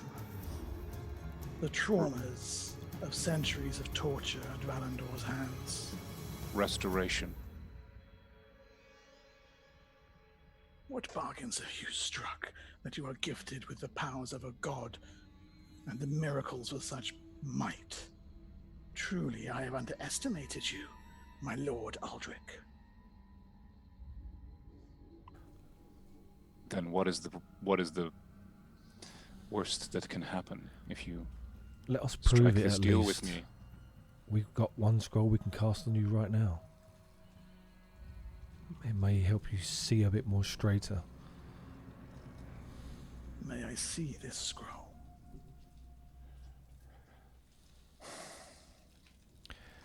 If you try to take it off us, then the whole thing's lost. We're here to help you.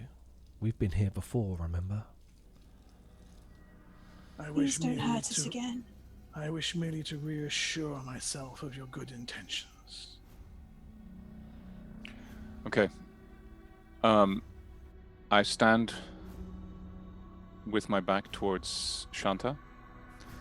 Shanta, can you get it out of the bag? I get it out of the bag. Just one. Okay. She like peers over his shoulder and like hands it over. I'm ready to move if she like to intercept. No, she's if she's no, she's staying behind Aldrich. She's Yeah, like, no, I'm no, just no. I just don't want this to go south. So it's important that this is You show it? yes. Not completely. Don't show it completely. Just hold the thing so that they can see it at a distance. Can she? Are you opening it so such that she can see the words on it?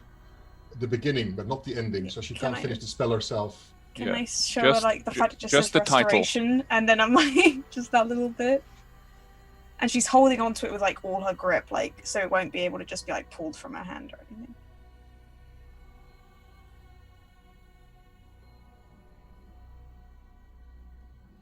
If you would, then prove your good faith by healing me of what your ancestors have done.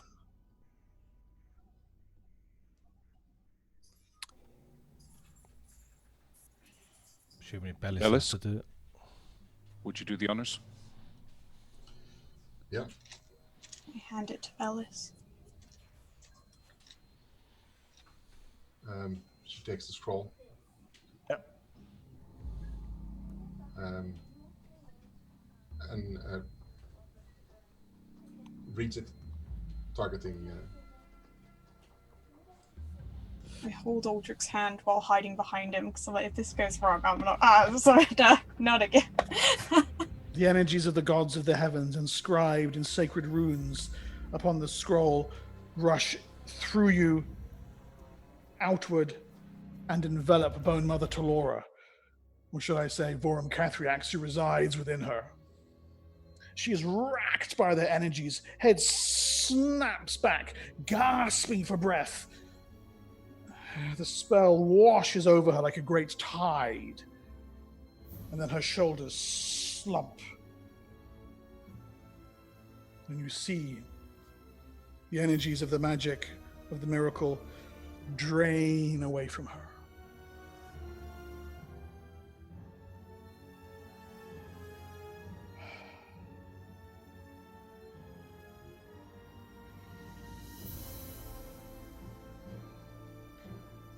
Your plan is a sound one. I thank you for the faith that you have shown me. And I crave your forgiveness for what I have done to you. Does he seem sincere? That you would come this far and risk so much, even that you might benefit from it. Nevertheless, you seek salvation for my brood, and for this I will be in your debt, even though it unwrite me from the page of history. You'll have a new life, a better life to live. She looks down toward the dragon in the cabin below. Yes. Yes, I will.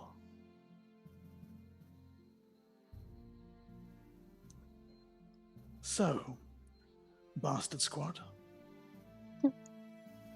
where do we begin? At which point we cut abruptly to commercials.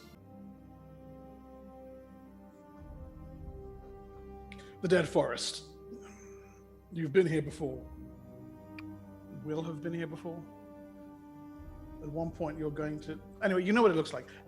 Although in this time it is an immense spread of still living, still vibrant and verdant trees swaying gently in the breeze of an onrushing assault from Valandor's dragons.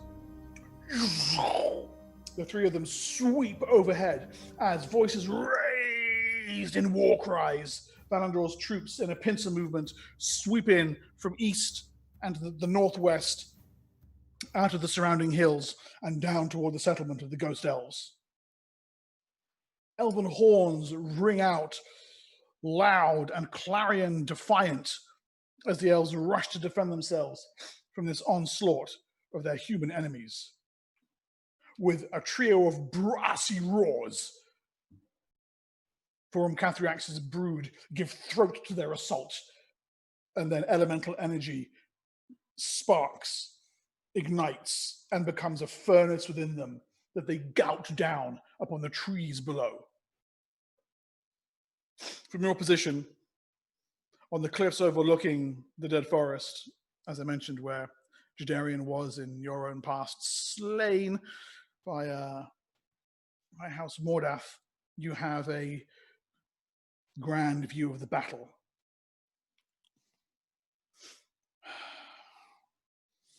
To call it a battle is a hopelessly one-sided euphemism.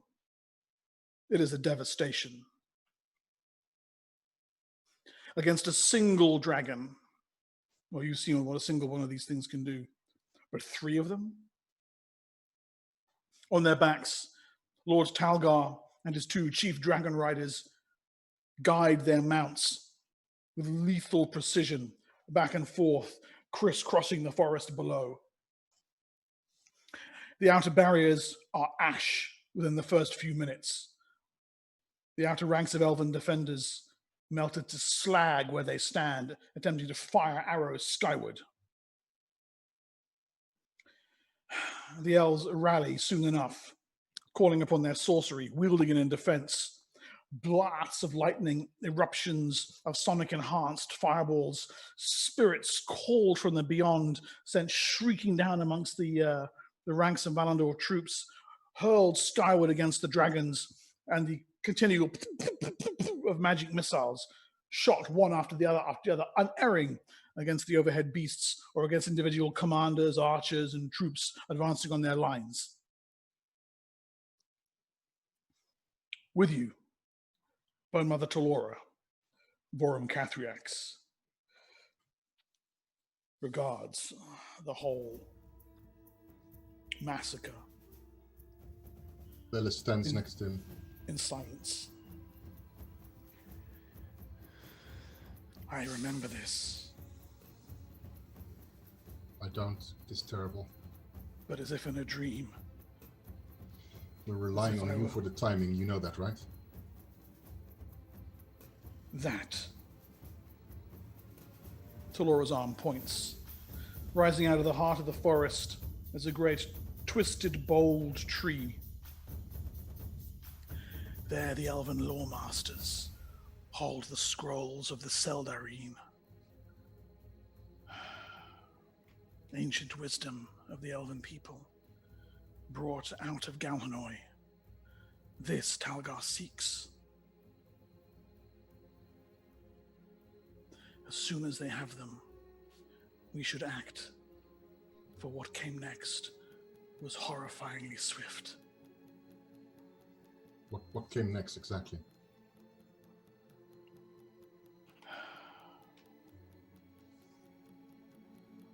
I do not know how to describe it to you. Can I You do hold? not have... You can show me. You will see but the fragmented memories of my tortured mind. The self that I am, ensnared with the collar, sees the world through a glass darkly. But I knew what I saw.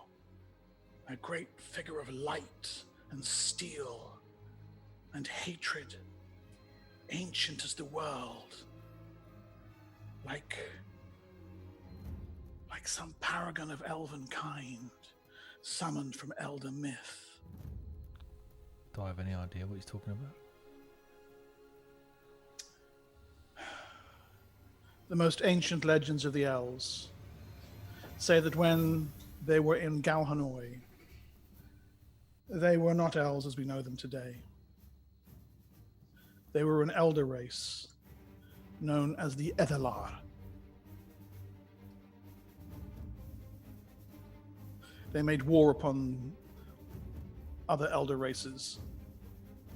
And the death that this cycle is experiencing is the long, slow consequence of that war. Oh. They and the other elder races killed the world. It just took 14,500 years for it to die. Right.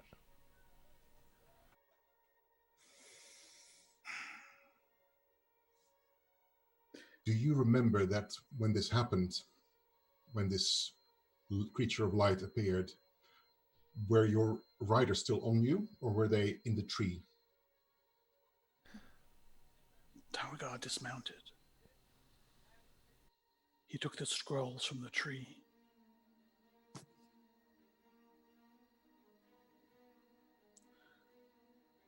He was able to get them away.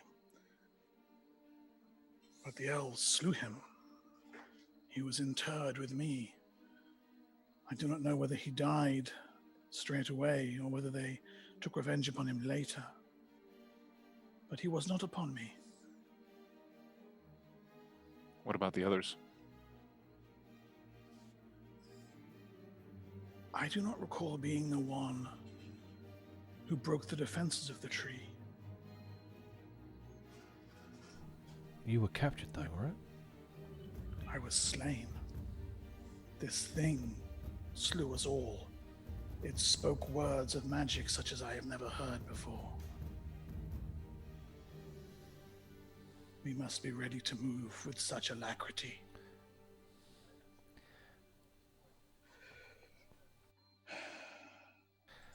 If it slew you, It how is- was you held in the... How did the elves hold you then? Or imprison you? That was my prison. To be slain, placed into undeath, and held there.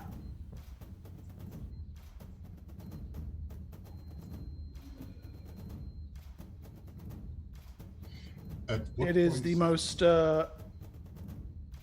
agonizing, drawn-out massacre.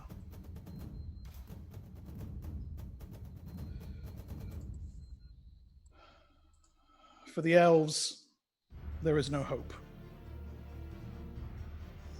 And they quite simply die in droves.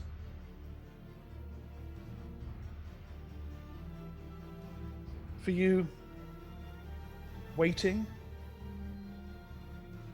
it's like some kind of torture. These elves or their descendants sheltered you, harbored you, were friends to you. And yet even this high up on the cliffs, you can hear their screams of horror as dragonfire takes them. And as the battle progresses, the lush trees of their home become, well, they become the dead forest.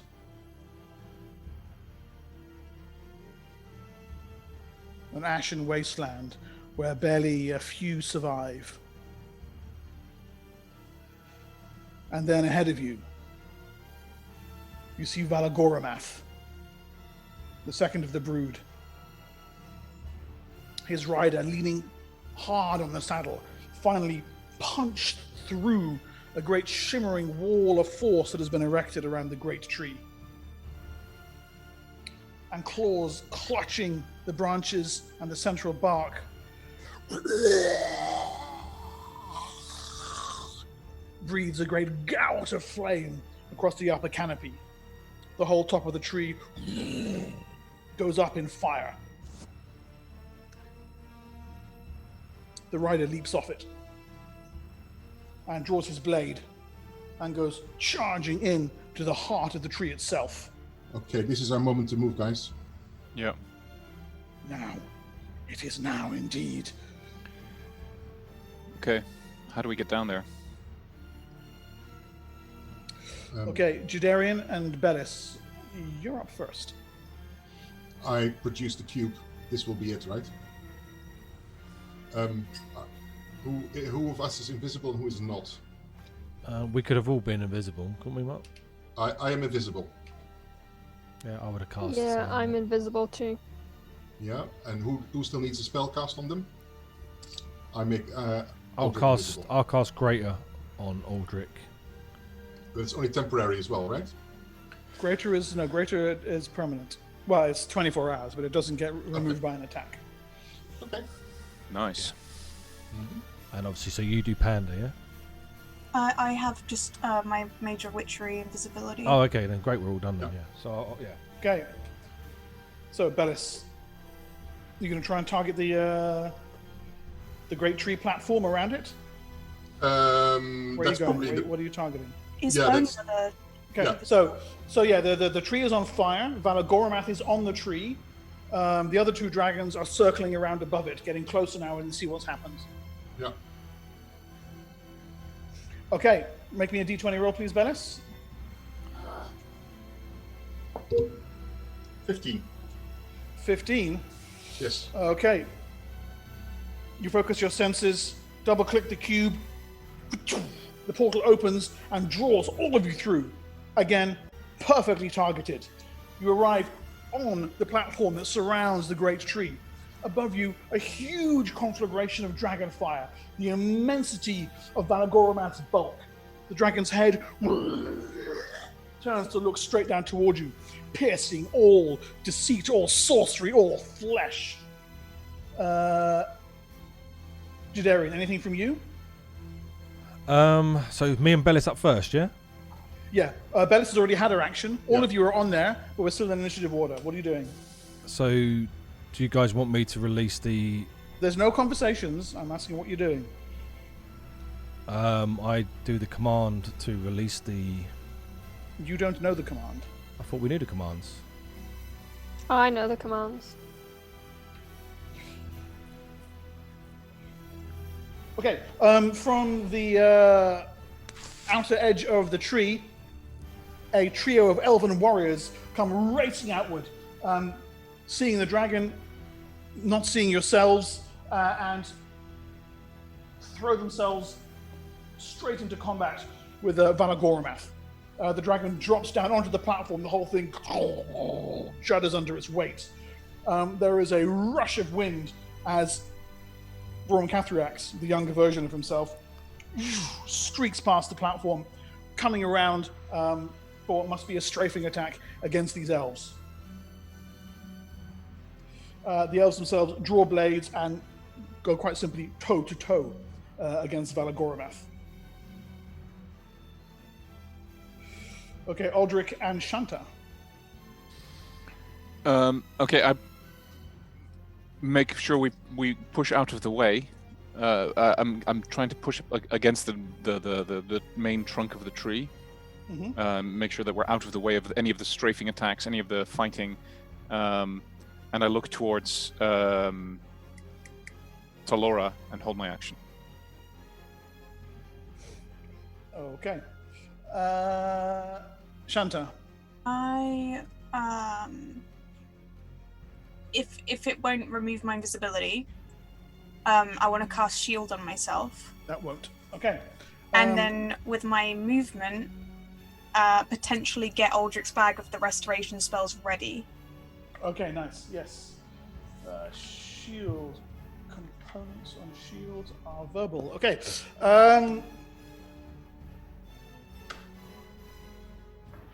Natural 20. You incant the words of the shield spell and feel it kind of settle around towards you. As you do so, one of the elves' heads snaps round and he shouts something in Elven. Jadarian, you recognize a rapid alarm phrase. Invisible attackers up on the platform! I also speak Elven. Okay, so you understand that too. Could I not have whispered it? Could it not have been quiet?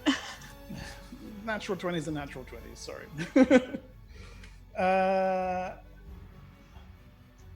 Dragon. I'm sorry, guys. I keep fucking up.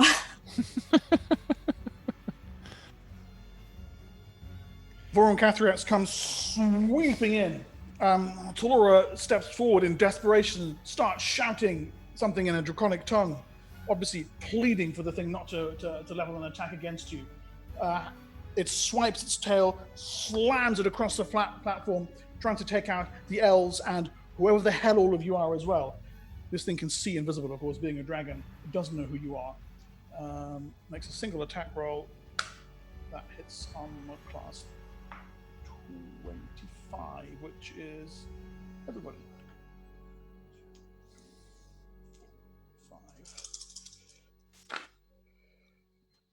5, 10, 20. Okay. Stone skin. And Darvo takes 20 points of damage. Oh, Poor Tarvo. bloody Tarvo.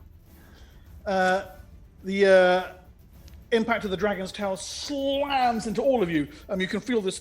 The stone skins being buffeted left and right as it takes the impact, and then the dragon is sweeping away again. There are sounds of running feet from inside as another handful of elves come leaping out onto the platform. One of them drops a spell immediately. Am I ever going to get Drops my what, go? sorry? You're next. You're on 4. That's going to dispel. I was to say, did he cast a spell? Because I absorb it. It's an area effect, it's not directly. Oh, okay. It's an area effect dispel magic, actually. Which is gonna. Aldrich, you were invisible, right? I was, yes. Okay, so you're now visible. Yay! Your stone skin. I have to change these dice. Your stone skin remains intact. Nice. Bellis, you remain invisible. Your stone skin is dispelled. Shanta, you remain invisible just. Stone skin remains intact. And your shield remains intact. Jadarian, you're visible and your stone skin is dispelled.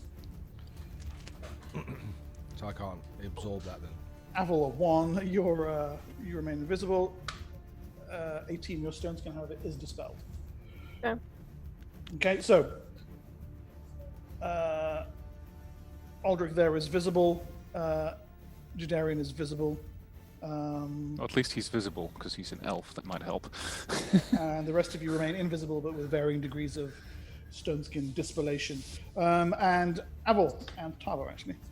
Yeah, okay. I'm going to try and run to a part of the platform where once I speak the word of, I guess, opening the collars, Yep. then both Vorum Cathriax and the dragon on the tree, right? There's a dragon on the tree? Yes. And I don't know where the other one is, but hopefully he'll be able to hear me when I say it. Okay. And I speak the word, the rune, to open the collars and Right. dispel the control that they have. Okay.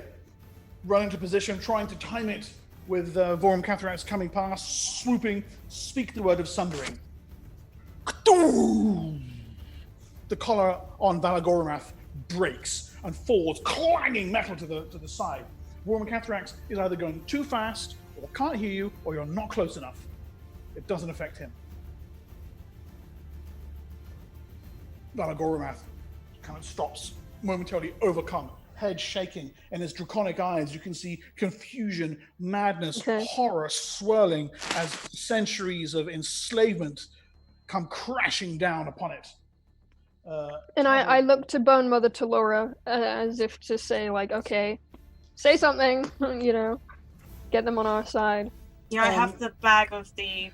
I have see Aldrich's her- bag actually open, ready for anyone. She is striding forward, whispering words of reassurance in Draconic, words that Valagoromath will recognize as one of her brood. Soul brother, soul sister, egg kin, sibling, hear my words. We come to liberate you. Tavo gets the hell out of the way. Okay, it's the end of the round. Aldrich, you had a held action. I am just going to make sure everybody's not falling off the platform, and just, I guess, let go of my action if there's nothing else. Are you able to cast one of the? I'll thingies? tell you what. I'll give one of the restoration scrolls to Bellis. That'll be my action. Okay, so presumably Bellis is letting you know where she is. I will hold it to where I think she is. Don't forget, I was pushing them back, so I might feel where she is. Okay, finish, please.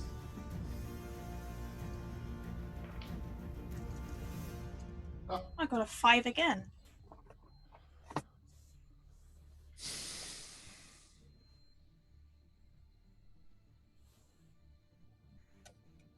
Okay, Aldrich.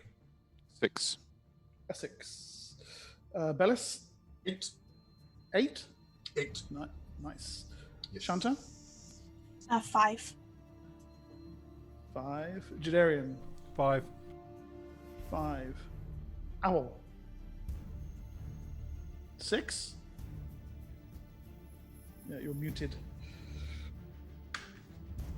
Tango 3. Okay, Bellis. Bellis reaches for the restoration scroll and casts it on the dragon. On Valagoromath. Yes. Okay.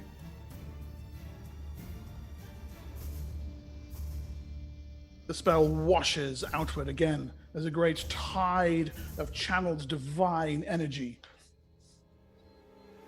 The madness, you can actually see it, feel it even, lift from the dragon.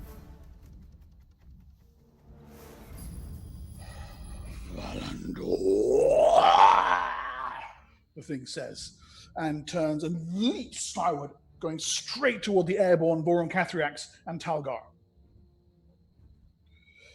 7s, no, 6s. Okay. The 3 elves who had come chasing out to the platform, one of them, as I said, had cast a Dispel Magic. Now, with at least a couple of you revealed, they come racing towards you, curved elven blades high, and hurl themselves into melee against you. Aldrich, 2 comes straight towards you. Another one goes towards you, Jadarian. Am I? Miss. Hit. Natural 20. And a hit. Okay.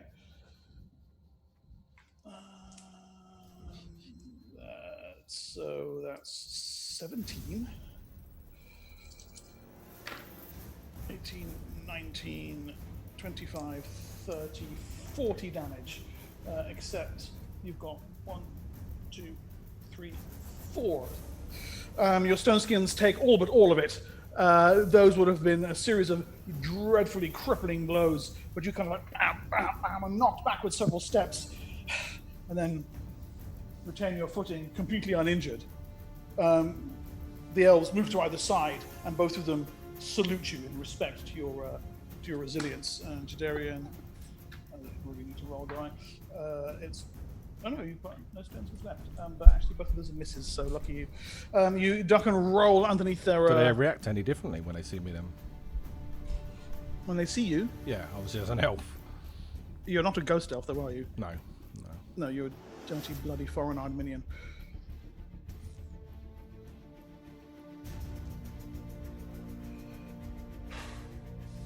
From inside the tree, there is a screaming noise. You think it's the sound of a man shrieking, howling and yelling, and then all this silver light comes screaming out of the cracks in the wood, out of the windows, out of the doorway. You can see a figure stumbling forward, silhouetted in the light, his body completely black. You realize he's not merely a silhouette. His body is actually blackening with silver fire. He's holding something in his hand. It appears to be, well, when you heard of the name Scrolls of the Seldarine, you may have imagined scrolls of paper.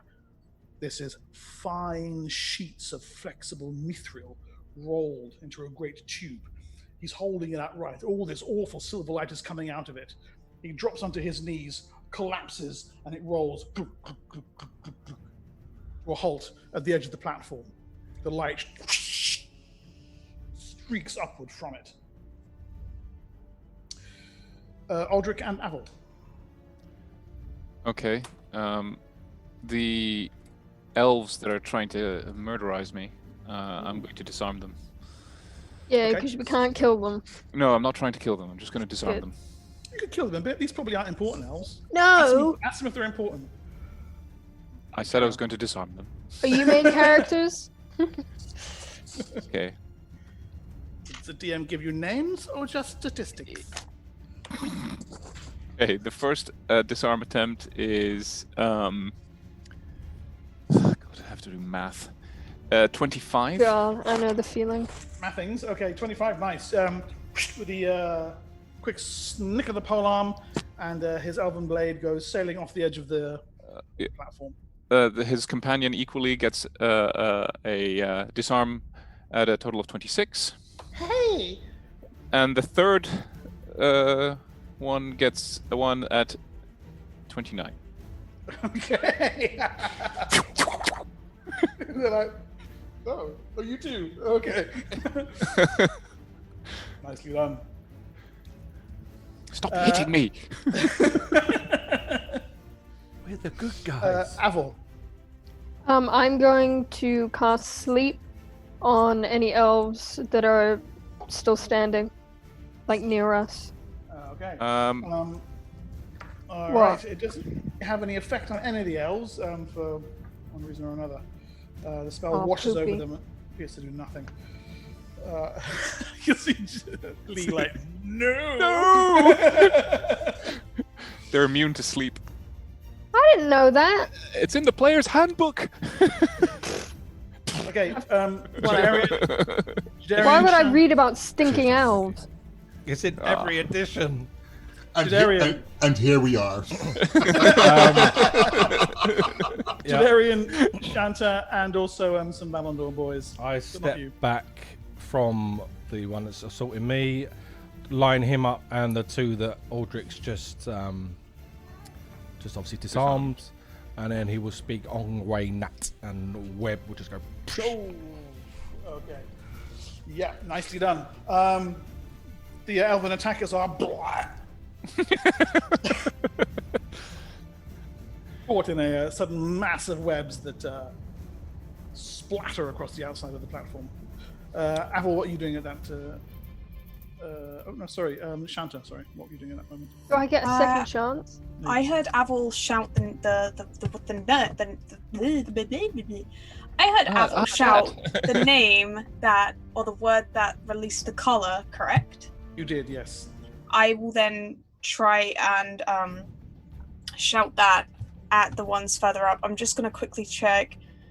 Okay, I don't have anything that will make my voice louder, but I will just try and shout it to reach the other two dragons above. And well, you've seen that this might well have a range component to it. You would need to get closer to them to do that. Okay, I could fly. I'm gonna fly, and then I'll cast fly, and then say Speak it upwards. when I'm higher up, and hope I don't die. I'm gonna leave the bag with Aldrich. I'm not gonna take the scrolls with me. Okay, you encounter the fly spell. It's going to last for ages, not long anyway. And then you airborne go streaking off in pursuit of which one? Vorum Cathrax or the other one? Vorum Dramior. Both close, right? They're both Well, close. here's what's going on. Vorum Cathrax is flying around doing strafing attacks, and the one who's been freed is flying up to attack him, or attack his rider, or something like that. The other one is swooping down around amongst the elves, which is so it's a bit further away. I'm gonna go for the one that's going for Vorum Cathrax's rider. Well, he's actually already... Vorum Cathrax. Yeah, Vorum Cathrax. Gotcha. Okay, so you're streaking after him, moving rapid, swift, and airborne. And I say the word, whatever the word is. That'll be next round. Oh! Okay. The word is binky.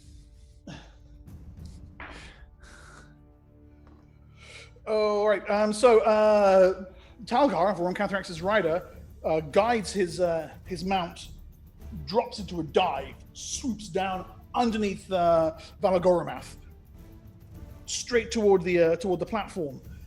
As he draws near, you kind of hurtling past you, Shanta. As he draws near, you can see him pull the straps of his saddle loose, and he hurls himself airborne.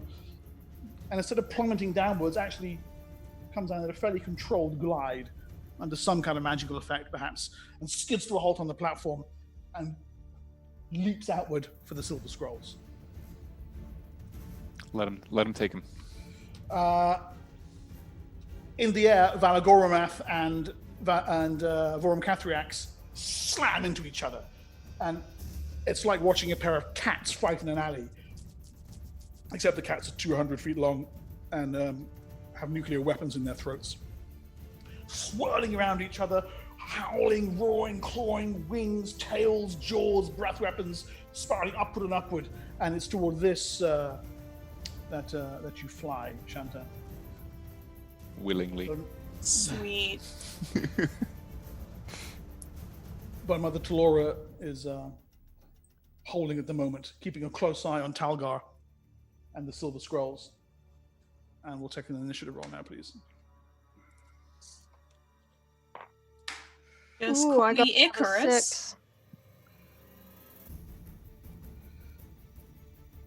6. Did I hear a 6 there from Aval? Mm-hmm. Okay, Aldrich? 7 in total. That's 7. Bellis? 4. 4. Shanta? 1. Gwen? Jadarian? 4. 4. Wow, that's really low for you. Okay, Aldrich. And Aval after that. Okay, Talgar is going for the scroll. I know he needs to get that scroll because that's the thing that kind of gives him the knowledge of Galhanoi, correct? Yes. But I don't necessarily need him to get it right away. So I'm going to run up to it and just kind of tap it into the building a little bit. Just shunt it. Okay. Interesting. And then delay his acquisition of it. Okay. Also on 7 then, as you tap it, you realize that the scroll rolls away, the light remains standing where it was, and then starts to move towards you. The light is coming from something. You thought it was just a great pillar of light. It's actually there's movement in there. Okay, I run away from it. You can see shoulders, arms moving, legs striding. The thing is almost 8 feet tall, elven features, but like etched by some mad sculptor. Great slanting brows, eyes burning like twin suns, a cruel sneer of a mouth, long tapering ears, hair that flows like blazing sunlight. You stare into the face of one of the Etherlar and know that death is upon you. I use all of my attacks to parry.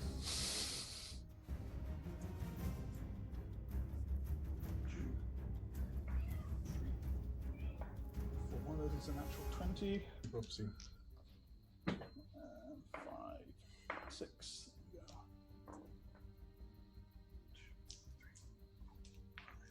Roll for parries, please.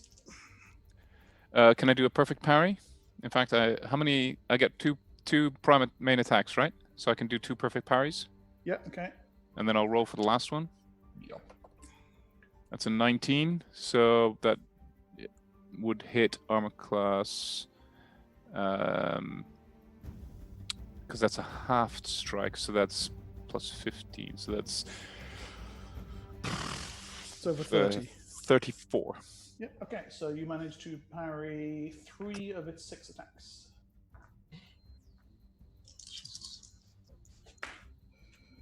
Sorry, I need to roll for that one. It was a 20. 5, 8, 18, 23, 28. It puts you down to 40 hit points. Okay. It's like being hit by motes of sunlight. You're not even sure if it's got a sword in its hand. There's all the just kind of slashing, flashing blasts of blazing light. You stagger backwards, smoking wounds as if it's punched holes clear through your armor. Also, I need a saving throw against spells, please. Of course you do. I rolled a 14. A 14. So that's 1 over my save. It's a pass. Okay. There's this awful singing noise inside your head that threatens to eclipse your senses, but you're able to push your focus through it, staying taut on your battle skills. And then Targar has a go at you.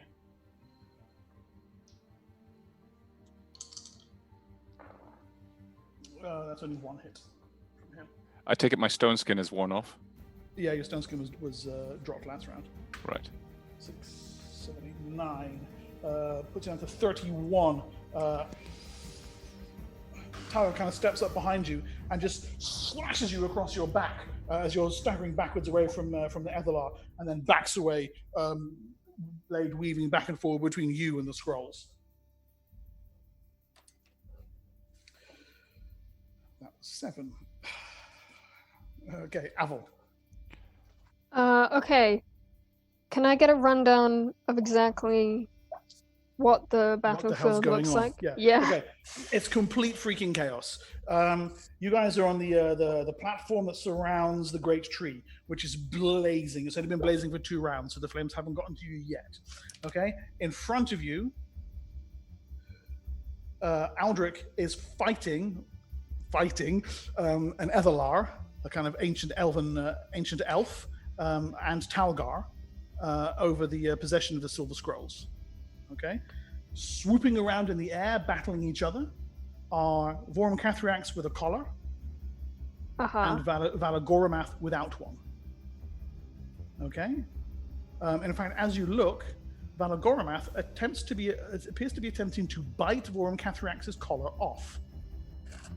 Which you know it's not going to work, but he doesn't know that. He's desperately trying to save his broodmate. Vorum Cathrax is still loyal to Valandor and is fighting him. Okay, the third dragon is off around, still being controlled by its rider, devastating the forests, murdering elves.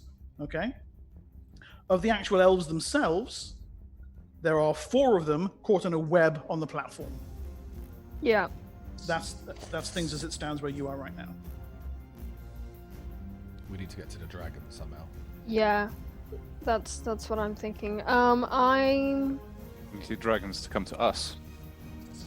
Yeah, I need to get up to Vorm Cathriax basically to take his collar off, but I don't really have a way of doing that. Shanta's on our way up there. I'm on it. Okay, so what about the other dragon? Is there a sight on him?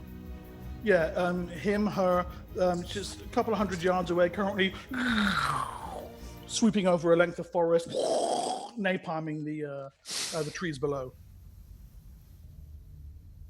Right. Do you have a way of getting there? I have levitate. Yeah, that's only up and down.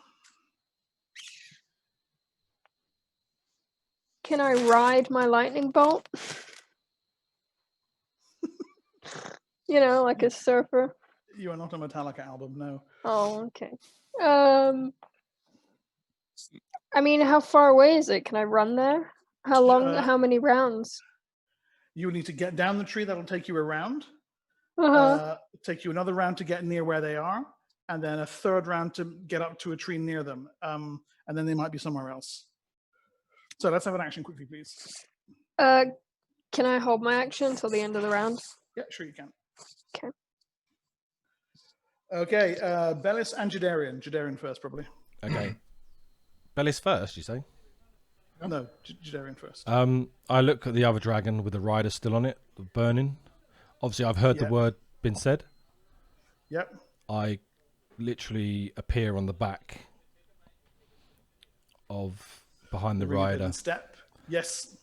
And then I speak the word. Okay. Give me a d20 roll, please. A d20 roll. 16 on a dice. Oh, just okay. I don't know what I had to roll, so. Yeah, that's an intelligence check. You speak the word. The collar breaks. And then I fall off. Oh, you just let yourself go? Yeah. And then obviously I cast Featherfall when I get closer to the ground. Okay. Because the dragon's going to want to deal with the rider first, hopefully. Yeah. There is a moment of horrified, no, what? No, no, from the rider, as then you start to fall away toward the ground. And from up above, yes, the dragon snarls. Bellis. I cast Levitate on myself. On yourself. Okay. Did the restoration spells work at a distance? No. No. Okay. Don't I should think have so. brought a scroll with me. I have the scrolls, I'm presuming, right? You gave the scrolls to me, right? Yeah. Yeah. Because I'm the only one really who can cast those. They're high-level priest spells. Okay, Talora holds. I'm going to say Talora so you know which one I'm talking about, even though it is also just Vorm Cathriax. Yeah. Okay, and Talgar is shouting something in Draconic. Those of you who understand it know that it means worms aid me. Worm aid me.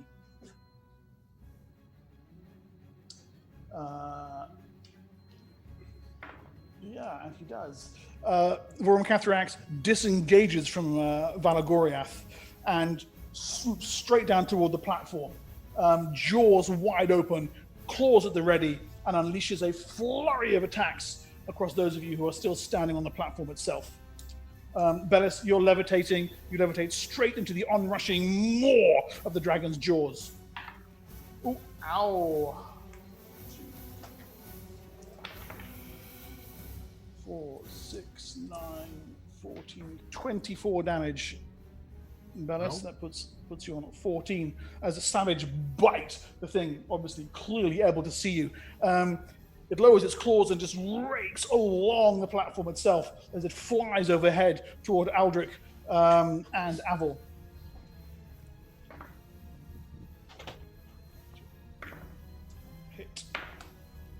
Hit.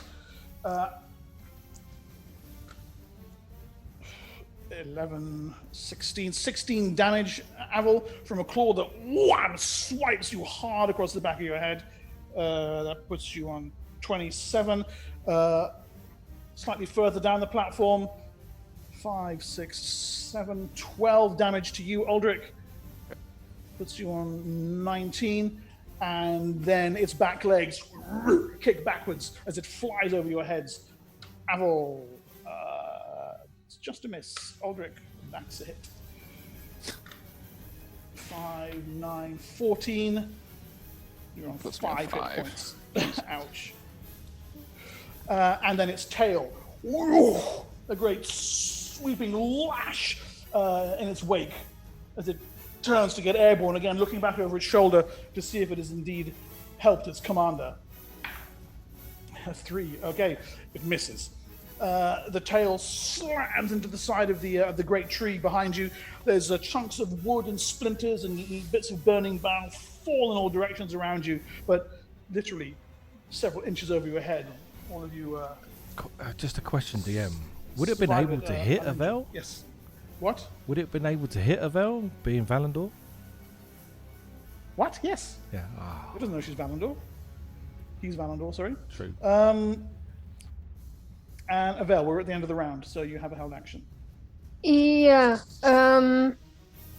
So is the dragon closer now? Or on Cathriax? I still get my go. So only word, yes, there's a 1 there. Yeah, my mistake. Shanta. I didn't see. Don't leave me out. So I'm swooping after Vorm Cathriax, Yep. and as I'm like flying after him, I kind of yell it loud enough so hopefully the other dragon hears me as well. I say in Draconic. And I say, we're here to help you, and then I'll say the phrase to unleash Vorm Cathriax's Break the collar. last collar. Okay. D20, please. Oh. Me? A 6. 6, nice. Okay. You intone the word perfectly. As Vorm Cathrax streaks past you, boom! The collar breaks. All 3 of the dragons are free. Hell yeah. Two of them, however, are still their minds racked with madness. Who knows what the hell they'll do next? Avil. Okay, can I grab one of the healing? Don't think Scrolls. you can't cast it. Why not? It's Because divine. it's priest magic. Okay, You can heal me with You your can heal magic. with, yeah, you can heal Aldrich. why would I ever do that? Okay, just kidding. I'll do it. I don't know. You can use your Yeah, summon I'll healing. use- I love you, brother. Yeah. Not even looking at him, I'm like, yeah, whatever. Brother, look at my 5 hit points. Here they are. Yeah, I'll use my Song of Rest on him. Okay. So that's 2d8 hit points. Let me Yep. just roll that. Is that where is this? On the platform. Yeah, right near you. You as well. get 14 hit points. So does everyone else? Oh, Obviously, nice. I'm not there on that, but does No, no one else is Bellis? Anyone in the vicinity Bellis gets is there, isn't he? 14 hit points. Yeah, Bellis actually has not, well, probably not has levitated far enough, so you're on 28, Bellis. Oh, lovely. Ooh. I'm Wasn't back, for I'm back to you. healed. Get off my magic real quick. Thank you. Okay. Thank you, brother. Nicely done. Yeah, whatever. All right, and let's have an ish, please. Now I have to use both my feet and my hands to show you my hit points. Oh my god.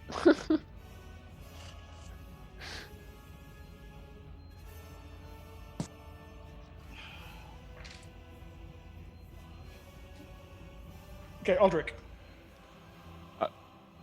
Okay. Initiative. Oh, initiative. Sorry. Say the number. Oh, sorry. 8. Bellis. 7. Shanta. Another 1. Woo. I rolled 5, Varian. 5, and then 1, 1. 8 for me. Oh my god. Avil. Okay, Judarian and Aldrich. As I'm floating down, what do I see? What are dragons doing? Okay, as you're kind of floating down, see the dragon up above you. It's gone into a barrel roll, trying to get the dragon rider off its back. Okay. Is it working? You can't tell at the moment. You'll be able to find out on initiative count 3. He will be busy for a bit. Okay, I will float down. As I'm floating down, I will speak the words Naltavine and cast mirror image on myself. How many? I rolled a 2. So what's that again? 2 plus 2 per level. 2 plus 2, so I think. 2 plus 1 every 2 levels, isn't it? I think you get 2 plus 1d4 or something like that. Look it up and let me know. Yeah, I will do. Aldrich. Which, okay, Talgar, yeah. Where is he in relation to me and in He's relation back to around you. the Avatar guy? The Ethelar is close on you. Yes. He's backed around and appears to be trying to reach the scrolls. Okay. Okay, is there any way that I can get to Talgar to push him into the arms of the Ethelar? With the CMB check, yeah. Okay, I will do that. Is that all my actions if I do that, or can I try? No, that's one attack. Okay, I will do that, and if it fails, I'll try again and again. Okay. The first one is an 8 plus 12 is a 20. I don't think that's enough. No, he's armor class 25. Okay. The second one is a natural 20. Woo! Okay. Yeah, nicely done. Spin him around and hurl him straight toward the Ethelar. Yeah. He screams and yells, almost loses his feet, and looks up, and you can see his face like, oh. Anything else? And the last one is for a parry. Okay. In case something comes my way, because I've got, Okay, cool. tons of hit Jadarian, points. Do you have Did you have the mirror image number for me? 4. You got 4. Okay. Alrighty, Bellis. I will cast a Shadow Blink spell. Yep. And go where? I was thinking actually of finding a dragon that is still mad within 60 yards of me. Okay, they're airborne, so there's no shadows for you to blink into. They still cast a shadow, don't they? Yeah, but on the ground. From and actually underneath their body, there is a shadow. On the ground. The shadow is on the ground. The shadow is not in the air. And under their armpit? Under the armpit. Look, I have to be creative here. Yeah, no, they are whirling around with such speed. The entire forest is on fire. Right? So this is not a viable action then. Blinking into an armpit shadow. I'm afraid not. Are they? Is one of them close to the ground? Yeah, they're at about tree canopy height. Vorum Cathrax is just on a run by of the tree. Valagorimath is swooping down after Vorum Cathrax, and the other one you can't quite tell. It's trying to do this barrel roll thing to get rid of its run. I turn to Laura. Bring them to us. If we want us to remove the madness before that gets them, bring them to us. I can't get to them. I can't cast the restoration on them. She steps forward and places her hands upon you and intones the words of what you recognize to be a fly spell. Go. Save my kin. Okay. And then off we go, yes. And you're off. Okay, who's on 6 there? Oh, Edelar. Okay, this should be fun. 1, 2, 3. Let's roll damage for those first. 2, 3, 4, 5, 6. Yeah. There's a series of horrendous flashing of light and blood spatters through the air. Talgar Valandor collapses, lifeless, on the flat, on the platform, pierced by what appear to be sunbeams from a number of different angles. And then the thing hurls itself towards you, Aldrich. You want to roll for that parry? Wow, thanks, Aldrich. There's 3 attacks incoming. Okay, My last one is an automatic parry, so They're all hits. Yep. Okay. So that's only 2 attacks hit you. yay! Uh,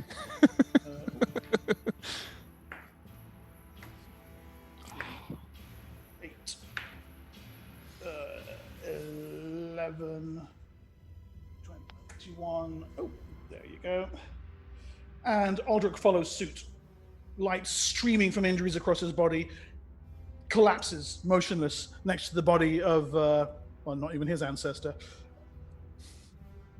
The Ethelar stands over all of them and then moves and positions itself right over the scrolls.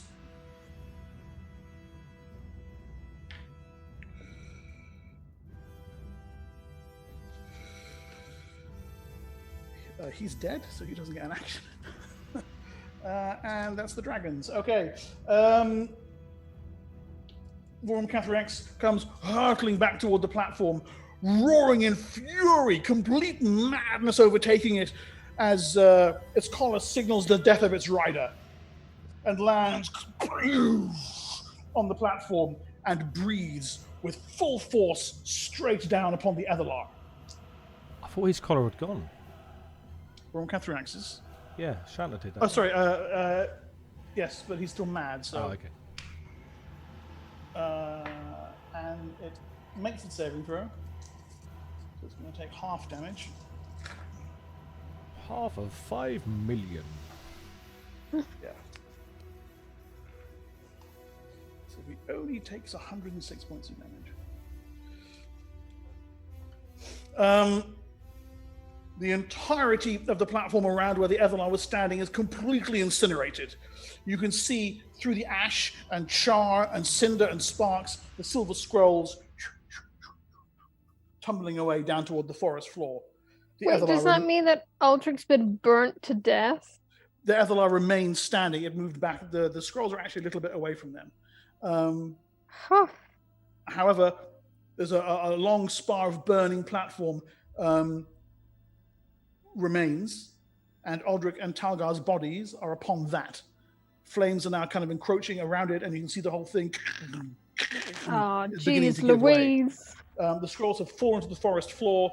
Vorm Cathrax is kind of swooped off again. The Ethelar appears to be just hanging in the air, a blazing angelic figure of murderous light. Avel. I'm gonna go save Aldrich real quick from burning alive. Okay, give me a d20 roll, please. Okay. Where's my d20? What's that? 18. Bad time to fail a dex check. You throw yourself forward trying to grab hold of him, but the very weight of you drawing near, God damn it. Platform snaps and gives way. Talgar's body and Aldrich's start I'm falling so fat. down toward the darkness and the flame below. Shanta. Hitting every branch on the way down. I fly as fast as I can and I try and catch Aldrich. I know I'm not strong, but I'm hoping some, like, you know, when women lift cars off of babies, I'm just hoping that she can do something. Yeah, that's called rolling a natural 20. Give me a roll. What do I roll? D20. If nothing else, you can slow the descent. Shanta goes swooping straight down toward Aldrich's plummeting body. An 18. I don't know if that's good or bad. Whoa! Okay. Snare him under your arms. Next to you, Talgar drops into the flames and darkness below. But you are aloft, hanging with the flames all around you, Aldrich in your arms, and safe. And if I have any movement left, I'm going to try and fly us out of the flames because I've got resistance, but he does not. He doesn't. Okay, nice. Initiative, please. Wow. Oh my goodness, I'm so nervous. That was awesome.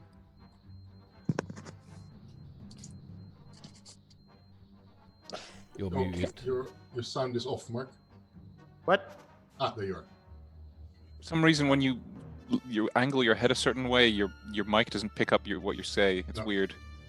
I don't know where that is. I don't know either. Aldrich. I rolled a 5 total. 5 total. Bellis. 4. 4. Shanta. 4 as well. Jadarian. 7. Niven. Avel. I got a 3. 3. Okay, that's Jadarian first then. Okay, so as I'm floating down, I can see Bellis flying up towards which one? You probably can't because she's invisible. But, Oh, is she? Okay. yeah. Um, The dragon has managed. The other dragon, by the way, has managed to dislodge its rider at some point during the last round, and appears to be eating her right now. okay, that's fine. Nice. Can I see what's going on down below with Aldrich and stuff then? Shanta is invisible, but Aldrich isn't. So yeah, someone is carrying what appears to be an unconscious Aldrich or a dead Aldrich up and out of the fire. Okay. I'm just going to keep floating down and just delay my action, I think. Okay. Someone needs to. You land on the Sorry. forest floor. You can see elves running in all directions, fleeing into the trees around them as Valandor troops sweep through, picking off the various stragglers and quite simply cutting them down from behind as they run. Men, women, children, old, young, they are not stopping for anyone. And no one on 6-5. We have she's holding Aldrich. Can you roll me a d10, please? I can indeed. Panna, remember 2. what's in Aldrich's pocket. Aldrich bleeds. Right, Bellis and Shanta at the same time. Oh, and the Shanta, other you can go first. Shanta, you see the Ethelar streak past you down into the flames below. I try and put Aldrich somewhere safe. If possible, I would like to ready the potion, but I don't want to make the mistake I did last time of like pouring it while he's unconscious, because that doesn't work. So It depends on how unconscious he is, but yeah. How unconscious does he look? On a scale of -1 to -10, it's hard to tell. Yeah, like if you had to put a number on it, like question. I mean, fuck it. We have 2 potions. I'm gonna give it a shot then. I'm just gonna give it a try. Well, he's not at -6, so it works. Roll d8, please. Oh, Oh, thank nice. goodness. Nice. 5. All right. You're on She 2 like hit points, lays him Aldrich. down and just Yeah. like reaches into his pocket where she gave him the potions earlier, just opens it and like shoves it in his mouth and is just like, please work this time. And before he wakes Aldrich, up, he kisses her. consciousness comes to you, and you fade back into the world to see Shanta looking down at you. Behind her, in slow motion, of course, there's sparks and embers floating around, and a dragon kind of goes. I would love to see my hair like is flying, but in reality I'm invisible and he can't see me. Is she invisible? No, you can see a vague blur where she would be. Okay. She's invisible. Aldrich grabs her face and plants one on her. Yeah. No, but It's Shanta, finally happening! I don't Ah! think is Shanta invisible? Yeah, she is. Does that power word? Does that when you use it doesn't trigger your? No, it's not an attack. No. Good. Good to know. I thought you were asking Okay. if the kiss broke the invisibility spell. With True Love's kiss. Oh my Okay. god! Well, you can't see her, but there's no mistaking it's Shanta. This is when it's actually Avel and he's like, oh. It's like, It's like- this is a bit and then you awkward, feel, and then bro. you feel the beard. You're like, Hold on a sec. And at the same time as this is happening, Bellis. Bellis races to the faraway dragon. Oh, to Volodramur. Yep. Yeah. And does she get close enough to cast the restoration? It's a touch. Yeah. Does she get close So- enough? Yes. So make me Yeah, a An attack roll, please. 11. What is that with your pluses? No, that's just the roll. So give me an actual attack roll. That wouldn't be very good. Add your attack bonus and your strength to that, please. So -1. So that's. Oh, sorry. 10. No, actually, it would be dexterity. Add dex to it. Oh, +2. Okay. Good. My attack bonus at the moment is.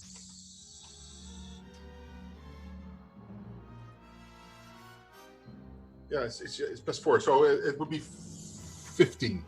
Okay, well, that's enough to touch a 200-foot dragon. You're not trying to damage it, just slap your hand on the thing, and then let loose the words of the restoration scroll. And yet again, the tide of divine energy streaks out from you, overwhelming Volondramior.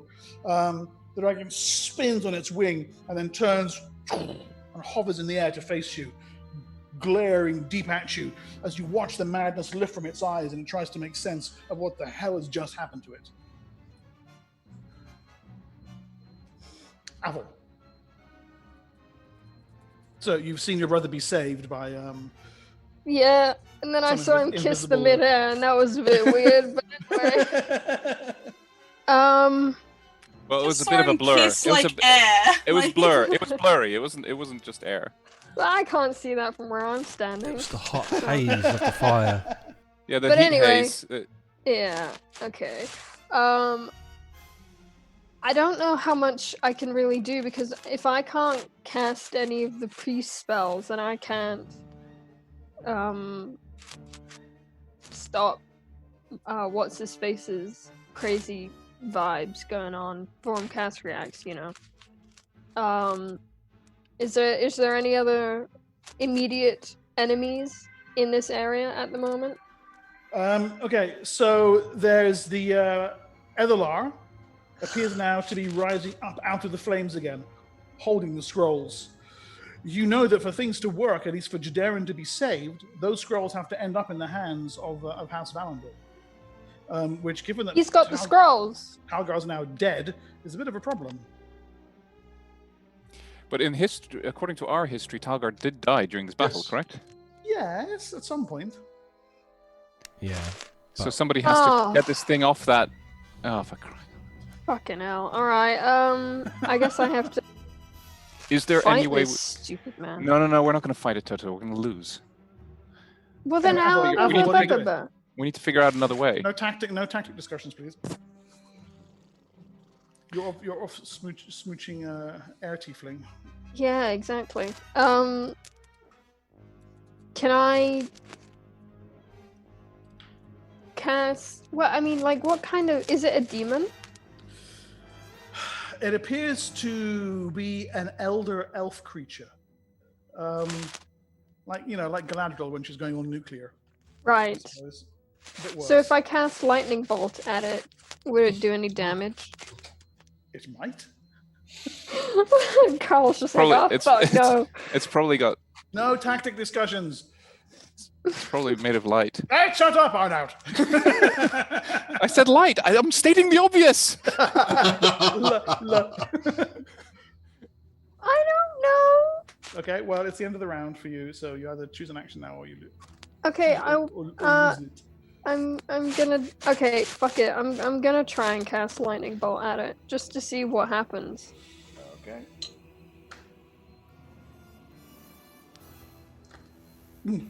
Okay. Could you roll me 8d6 damage, please? For me or it? You.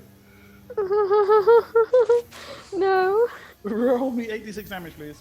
Okay. I've got them here if you want me to roll it for you. Hold on. Yeah, you roll them. Okay. I don't have enough dice. 4, 8, 10, 18, 22, 25, 30 damage. Okay. The lightning bolt gives a loud blast of thunder, streaks down, and strikes the Ethelar. whatever magic resistance or saving throws it has, the energy seems to punch clear through it. The thing is racked momentarily by the blast, and then turns its hellish sunlight eyes and comes streaking straight up toward you. Does it drop the scrolls by chance? It doesn't drop the scrolls. No.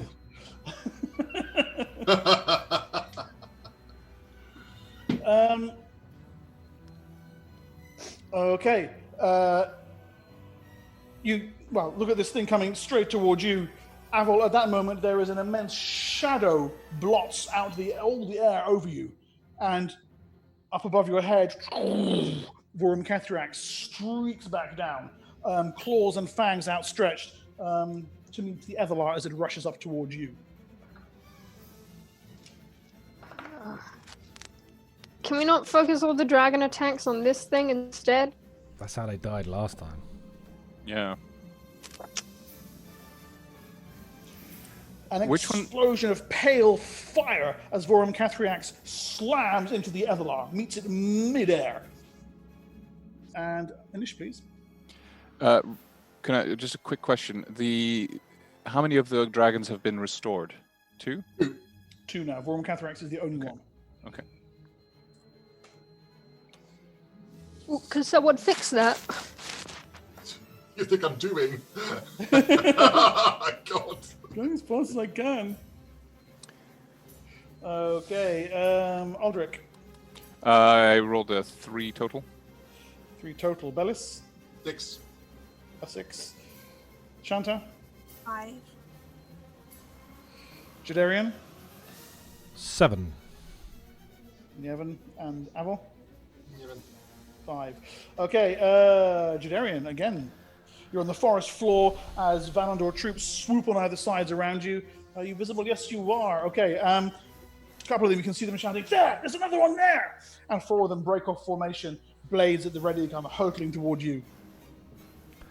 I look to, obviously, the creature flying in the sky from Kethrax. Oh, God.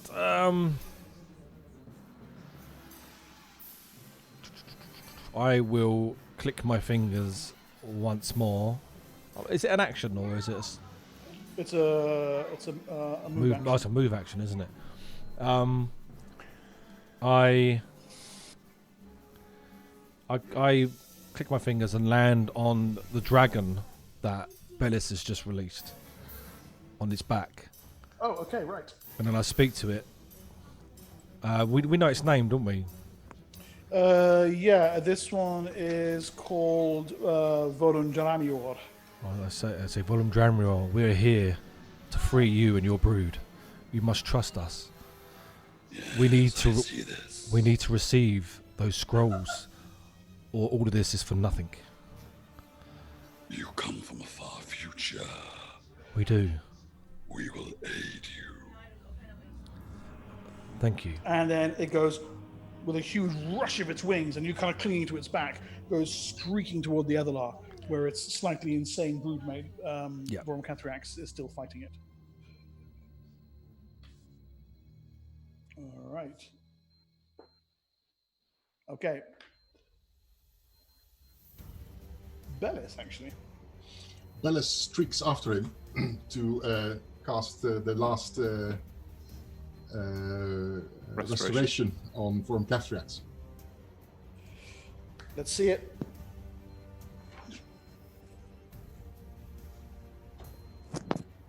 $15.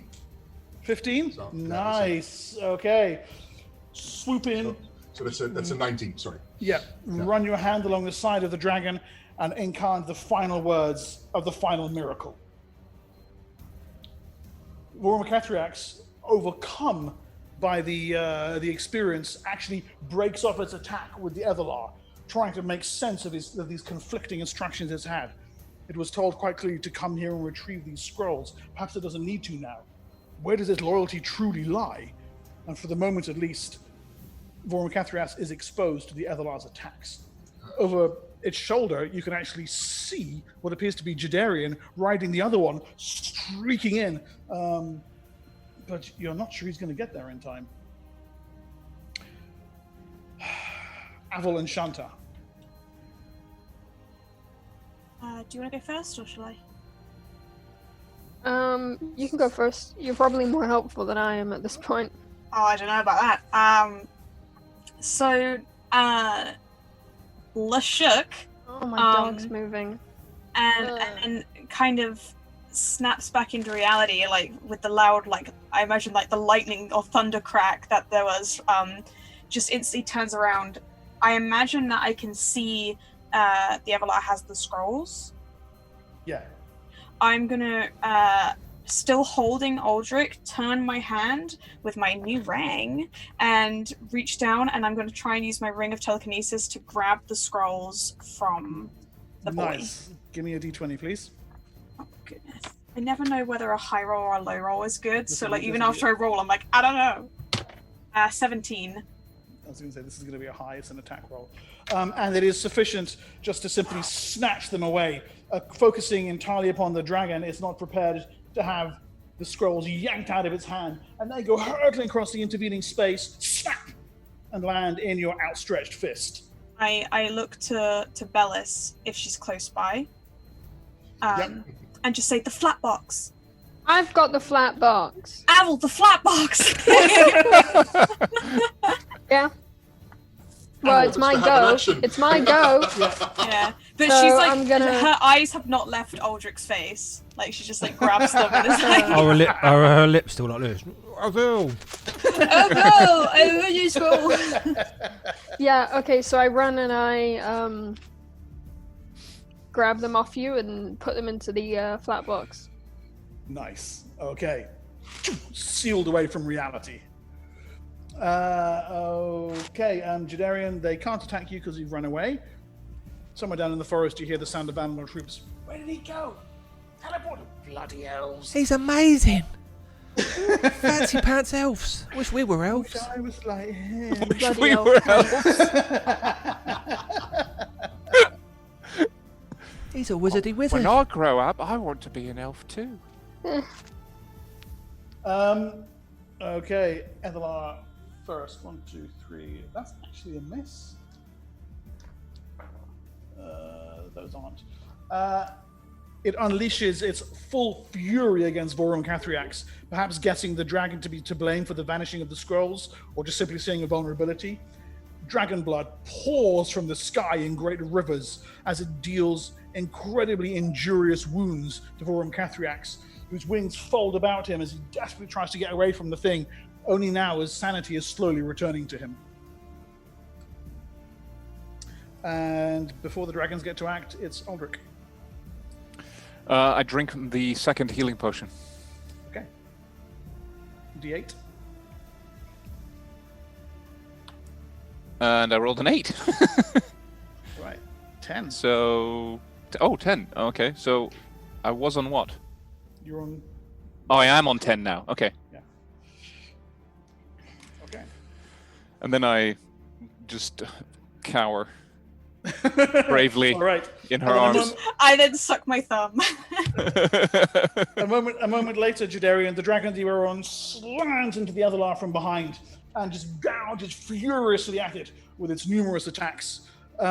There's a roar from below, and as rising up out of the flames, Valagoromath, likewise freed and rendered sane, senses the course the battle must take and attacks the thing from below. The dragons are the only ones of the elder races still remaining in the world, and against two of them, this Ethelar is no match. Already injured by breath weapon and the mighty lightning bolt of Aval Rin. I'm like Legolas on the dragon, like firing arrows off at him. The Ethelar comes apart in the air and is nothing more than sunlight scattered across the flaming forest. I was under the impression the thing was going to like murderize all three of them, but I reckon Well, if it nearly if did. They were, when they're not able to fight for themselves, then it's a different matter. yeah, of course. So, Inish. Ooh, Maxman. Roll a 1. Join the club. No, I'm good. I'm good. I'm laying here. Okay, Bye. Aldrich. One, so 3. 3. Bellis. 8. Shanta. 2. Okay, Jadarian. 9 for me. Wow. Aval. I got a 4. A 4. Okay, Jadarian. We say wow, but it's my maximum. But I've very rarely ever roll maximum on an ish. It's a big number. I obviously I've got Von Cathriax next to me, and obviously the one I'm riding. I say, we need to get out of here now. It's a very small window. We need to get you and all your brood out. We have what we come for. We need to pick up the others.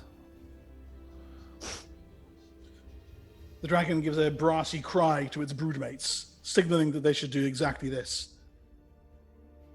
Grab their defenders and flee before matters change.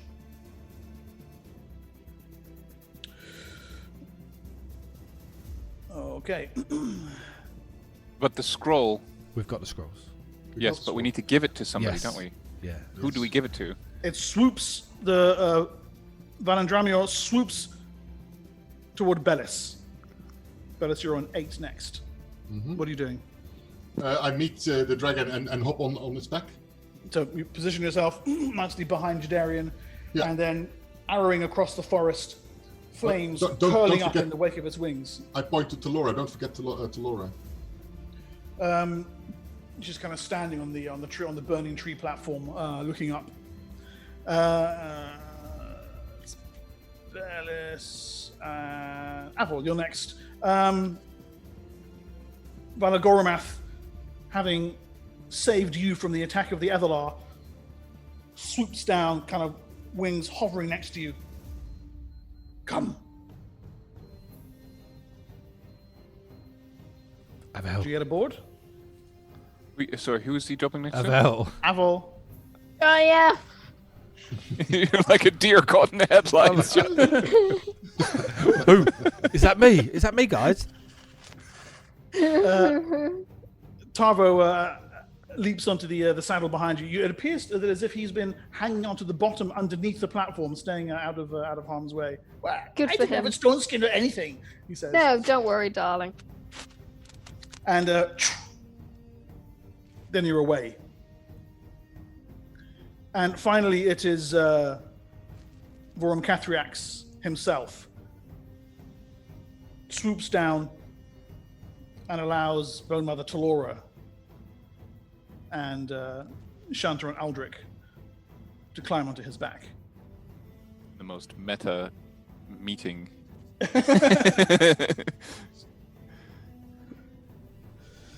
As we're flying. What are you doing with the scrolls? Well, as we're flying with safety. They're in the flat box. Yeah. Huh? Yes, yeah. I've got an idea.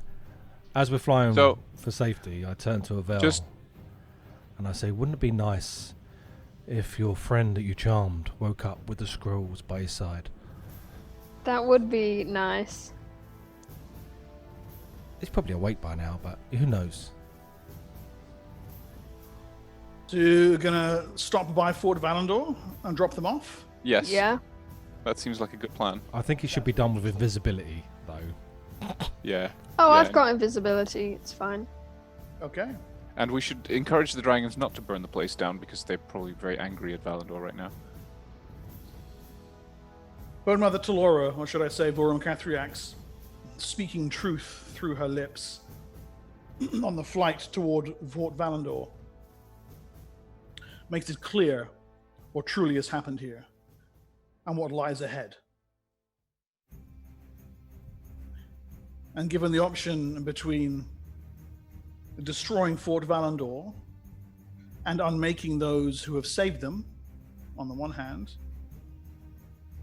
and finding salvation on the other, for these worms it is not a difficult choice. They alight on the edges of the forest. Aval, allowing you time to make one last sojourn into Fort Valandor itself, invisibly.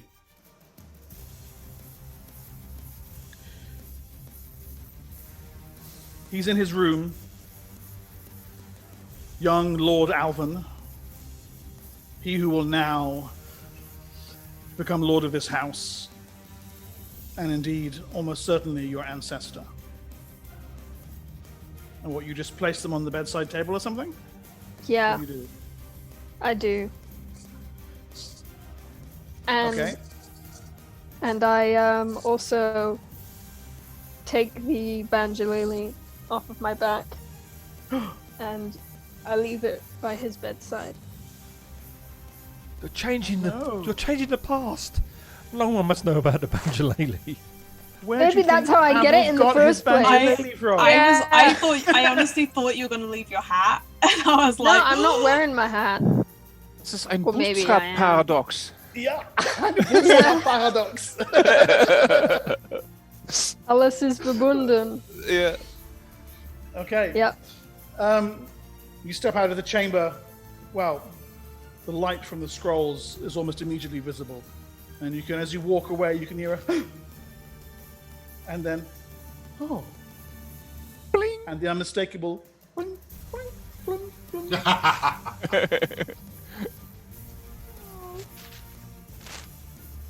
That's cute. And for the first or last time, you leave the ancient Valandor behind and return to the dragons.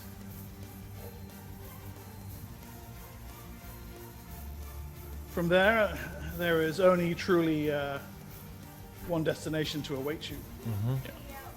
Up to the mountain. It is a journey of several thousand miles, however. During the journey, Aldrich is going to impress upon them the need for diplomacy. And that he will act on their behalf as an envoy to introduce them to the mountain. Likewise. And will speak only of them in the highest regard.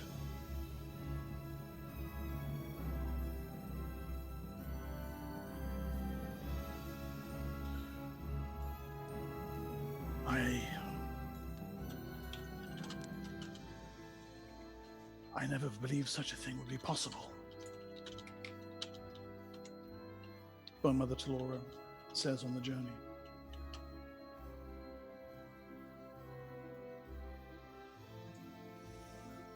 They would truly come to fruition.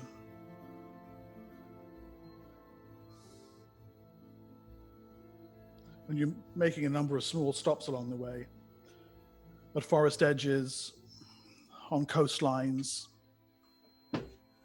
isolated islands, and then finally,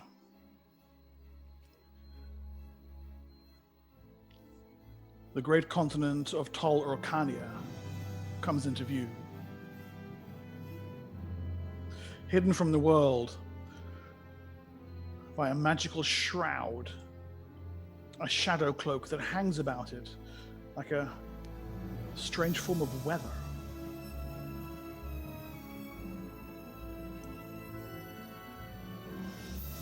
It is toward this that you descend.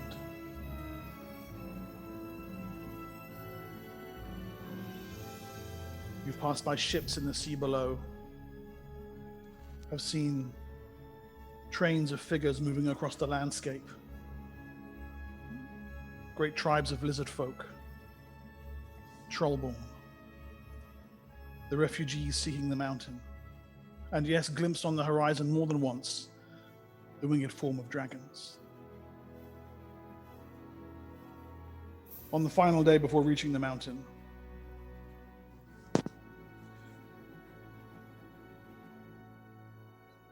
on a campsite at the edge of a great salt flat,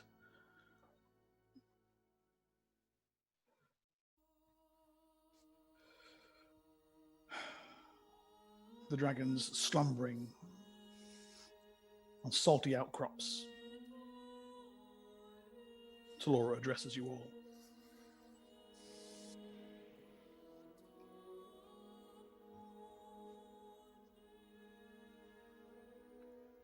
I must beg your forgiveness, she says, and the forgiveness of she whose body I have stolen.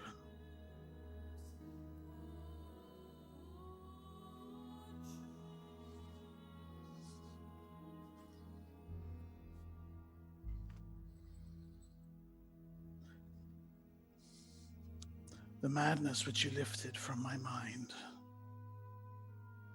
And she looks up toward the young dragons. That followed me into undeath.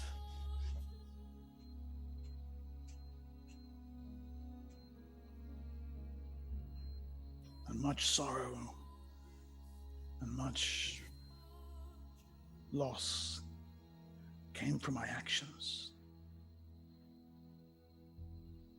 I do not know whether I have the right to beg forgiveness for it. But I beg it all the same.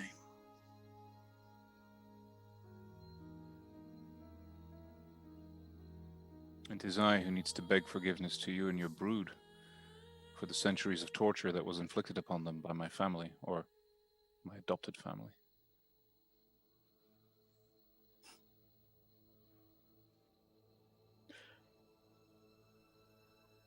Chanticleer is full of kindness, which she showed me unfailingly, but full of wisdom too. For did she not say that we do not bear the sins of those who came before us?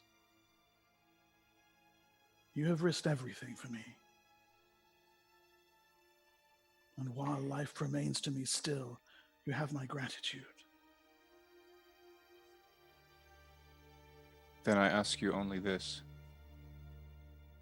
When you get to the mountain, which I sincerely hope you do,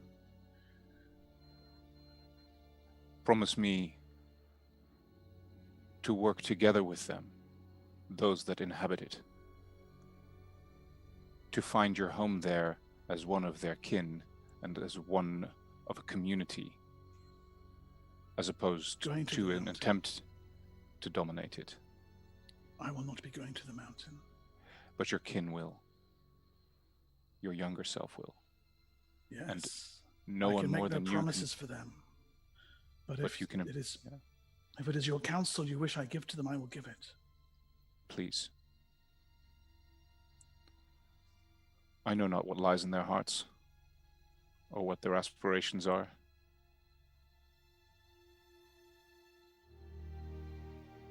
But only ill can come from attempting to dominate those that reside in there.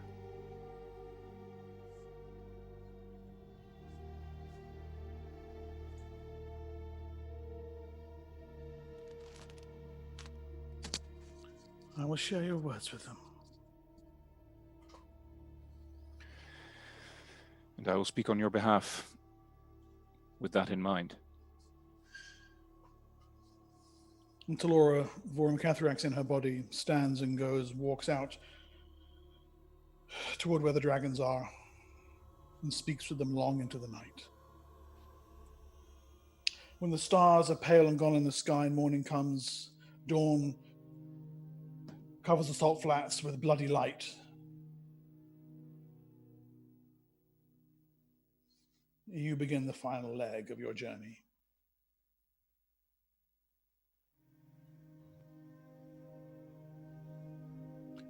The mountain is vast. As you fly low and fast across the landscape, the salt flat turns to marsh, where it is no longer dried out, and this to rising uplands. And then in the midst of it,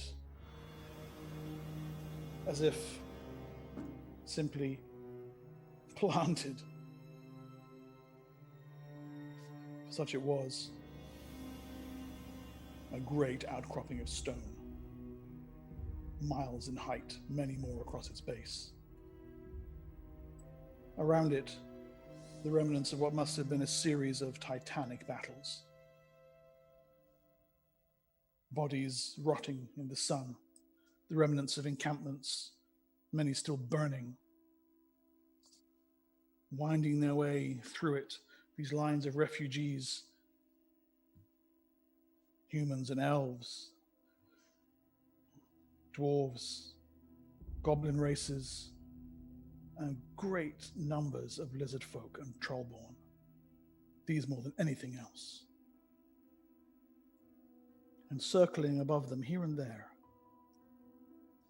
wormborn, the first you have seen in this cycle, native to the mountain. Heads turn upward as your dragons approach. Indeed, you can see others perched on the outcrops of the mountain itself, sunning themselves, engaged in deep council with one another, watching over the city. For there is a city on the mountain. Great gates allow access to the mountain itself. But not all are permitted access. And of those who are not, they have clung limpet-like to the outside of this thing as it travels through time and space. This city on the mountain, like a series of vast barnacles growing across its side. A motley, higgledy-piggledy collection of buildings of all forms of architecture and construction, agglomerated over eons of countless journeys through countless planes. And there are new additions being made to it already. Refugees setting up camps, making shanties and lean-tos that in time will become absorbed into the city. All of them hoping to be allowed inside.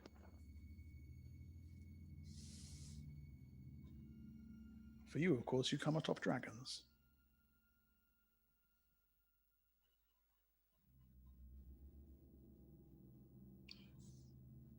There is a great plaza in front of the gates.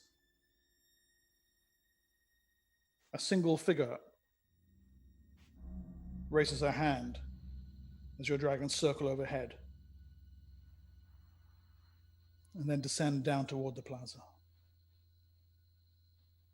The great beasts settle on the outside of it. She has never seen you before, but you know her. The woman who called herself Dolores Antimone.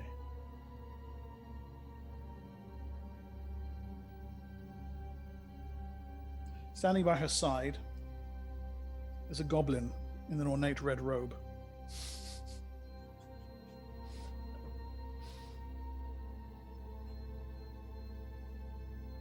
Worms be welcome, Dolores says. The goblin just stares at you.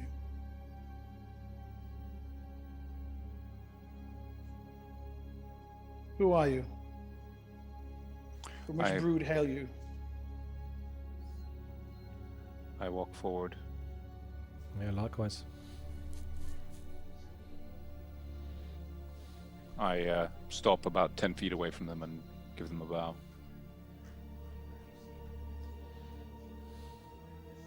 Torlek.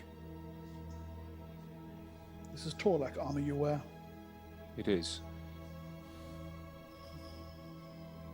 My name is Aldrich Valandor. I am not from this time. I speak on behalf of Vorum Cathriax and his brood. We freed them from Valandor bondage, and they seek shelter here in the mountain. Bondage? I have heard tales of this. That Imperial Torlek had dragons at its beck and call. My kin, eons in the past, did this. I'm attempting to amend this. We freed them and restored their minds with healing magics. You're from the next cycle, the goblin says. I am. We are. We all are. Well, me and my friends. He grunts and smiles.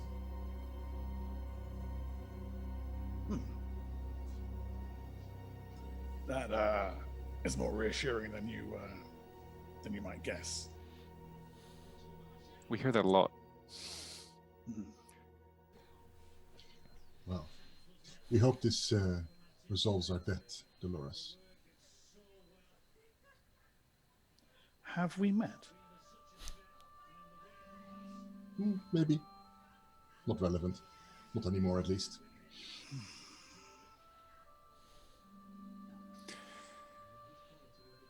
Hopefully My master this... has... Please, Sorry. speak on. No, you, please. My master has said that there is home in the mountain for any dragon of Erroth that seeks to depart before the night falls. They wish this? Indeed. Why do you speak for them? To ensure that no misunderstanding arises. My family enslaved them. And I madness wish took them. the madness took them, but we lifted that madness. And I wanted you to know this before you met them. I have spoken at great length to them about the benefits of cooperation and community.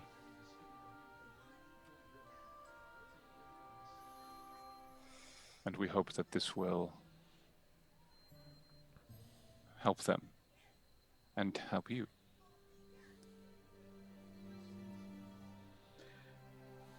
You and I are very alike. I too have helped a dragon lift its madness. Even now, my master becomes accustomed to his new role as Sage of the Mountain. Your worms are welcome here, as are you if you wish it. We seek only to return to our time. If that's possible. How would... The Tempest, the goblin says. By going through the Tempest under Damarish. Yes. Stigolaf said it would happen. Didn't believe him. He was right, of course.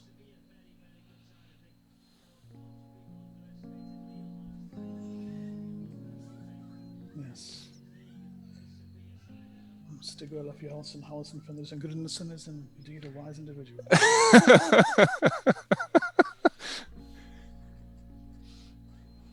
Then, Aldrich of Valandor, I wish you well.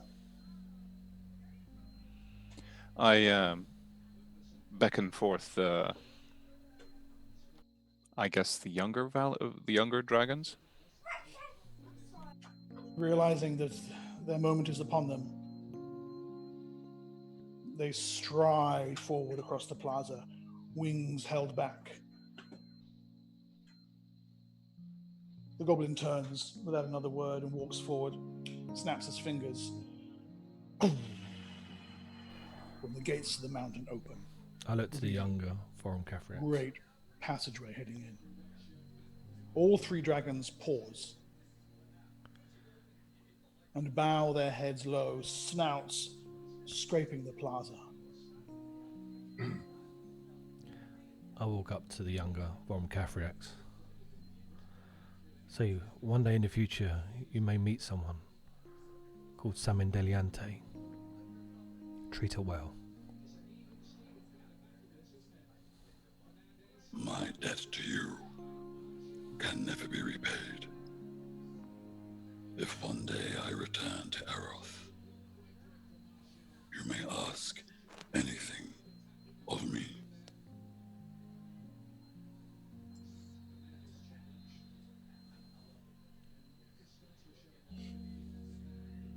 And then one by one. Bellis gives a moonstone to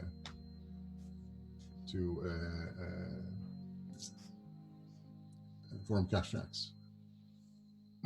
This is to be given to Ravashatanu and Krovokatharis, if you meet them.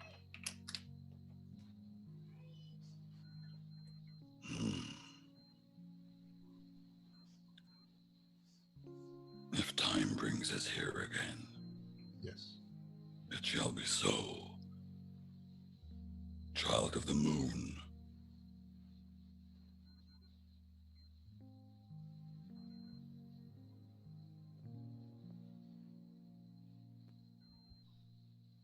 And then they take their leave from you. Stepping step by step into the darkness of Dragon Mountain. Dolores finally bows, smiles, and follows them. I bow back. And the gates swing shut.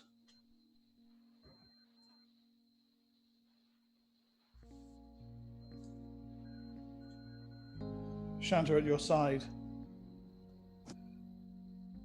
Dolores' hand suddenly rests on your shoulder.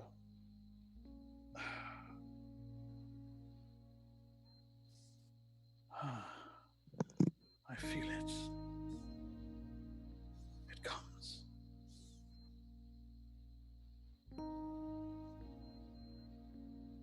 Shanta. Yes? And even though it's Tolora's voice, you can see Vorum Cathriax in her eyes, that faint glimmer of green light.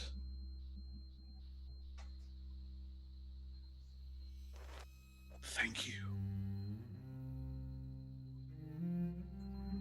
You showed me another way.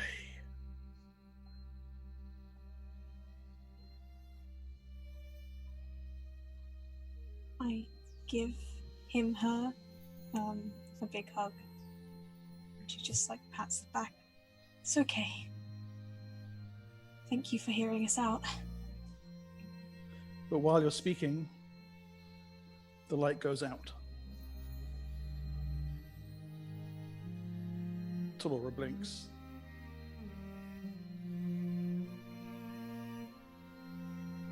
Where am I? I let go of her, let go of the embrace. And then I turn to Bellis. A better question would be, when are you? The phylactery, the dragon. What?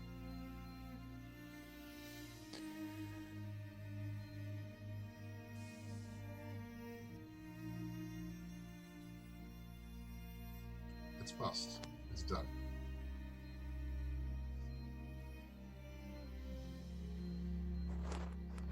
Now let's get back and see what we will find there. Yeah. Nightingale. Give her a wink.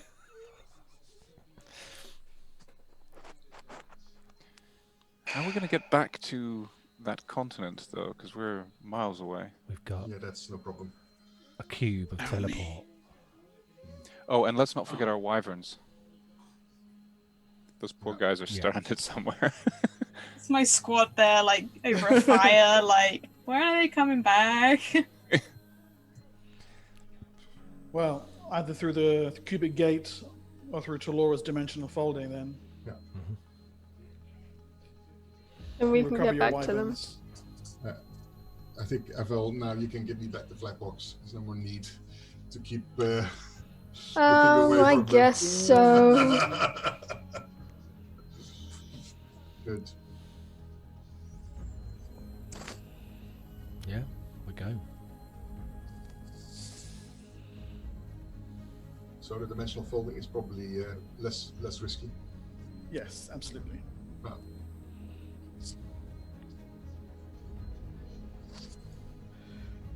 With your wyverns and mercenaries recovered, it is back to the Tempest in the canyon beneath Damarish, where one last dragon has laid itself down to rest. There is little time left for this world, for this cycle, this doomed phase of history. But it is known heroism beyond compare. And though few will live to remember it, your names have been added to that roll of brave heroes.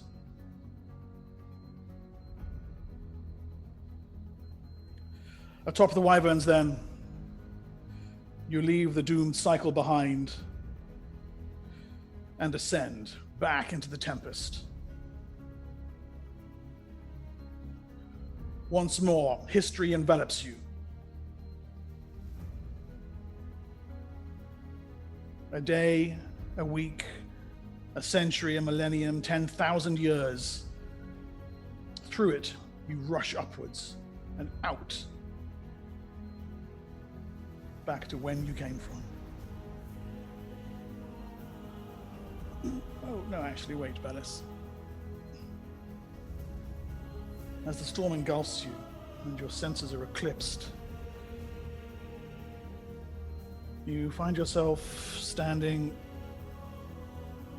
on an endless plain of black glass.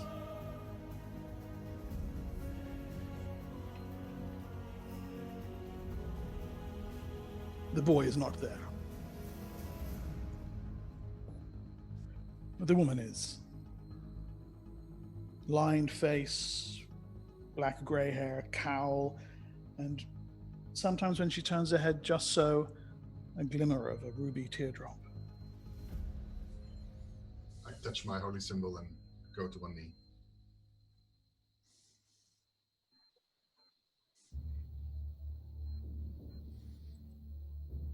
Bellis, My lady. most audacious of my children.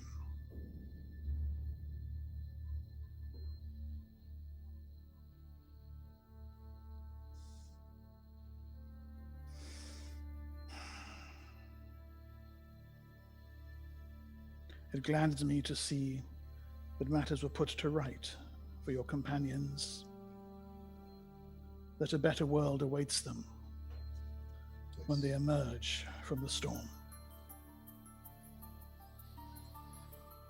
As I said to you, I will lay great deeds before you.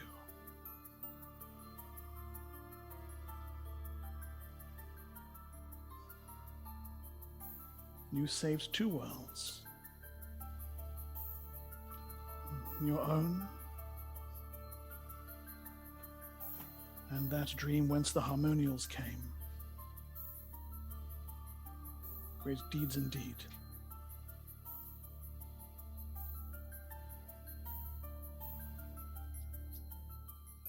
But such audacity bears a price. Of course, I'm ready to pay this.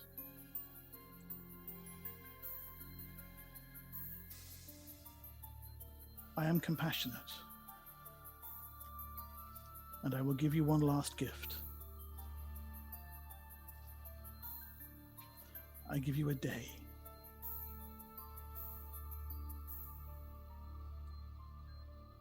To put your matters in order, to say your farewells, and then I will come to you again. Of course. I will be ready. You will pay the piper. As must everybody. As we all must. Yourself, myself, all of us. Yes.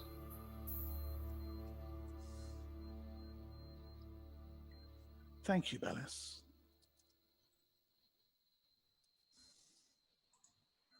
I live and have lived to serve.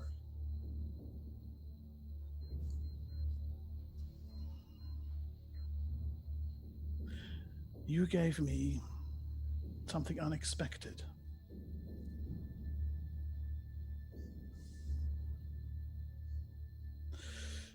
You gave me hope when I thought it lost.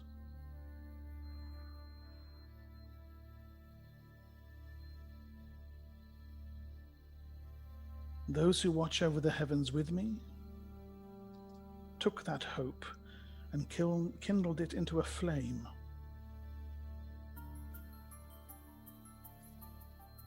On a beach of black sand, it burned brightly and burned away what I was.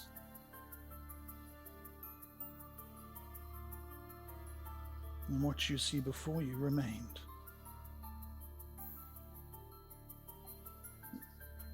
Death who comes as a lover, not as a horror.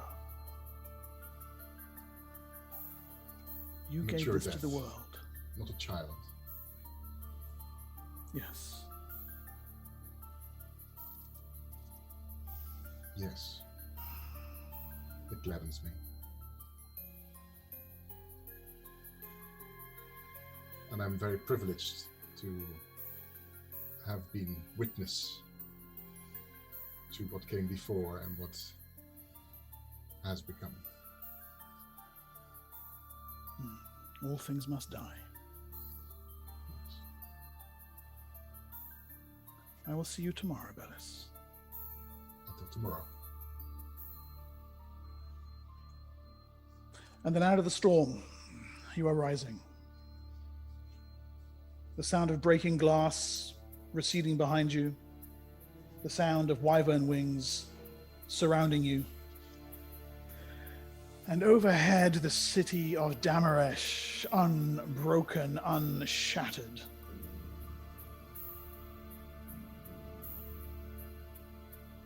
Borum Cathriax's flawed revenge has never taken hold here. As you feel your home reality settle about you, you know you have lost nothing. Around you, the world is changed. Armies besiege Damaresh. The matter of the crown is not yet settled. But what you brought with you remains with you. What you lost is restored. Who you are endures unbroken.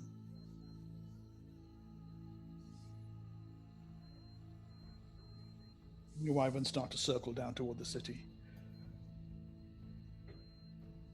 Who knows what waits you there, and what you will do when you find it. But a lot can happen in a day.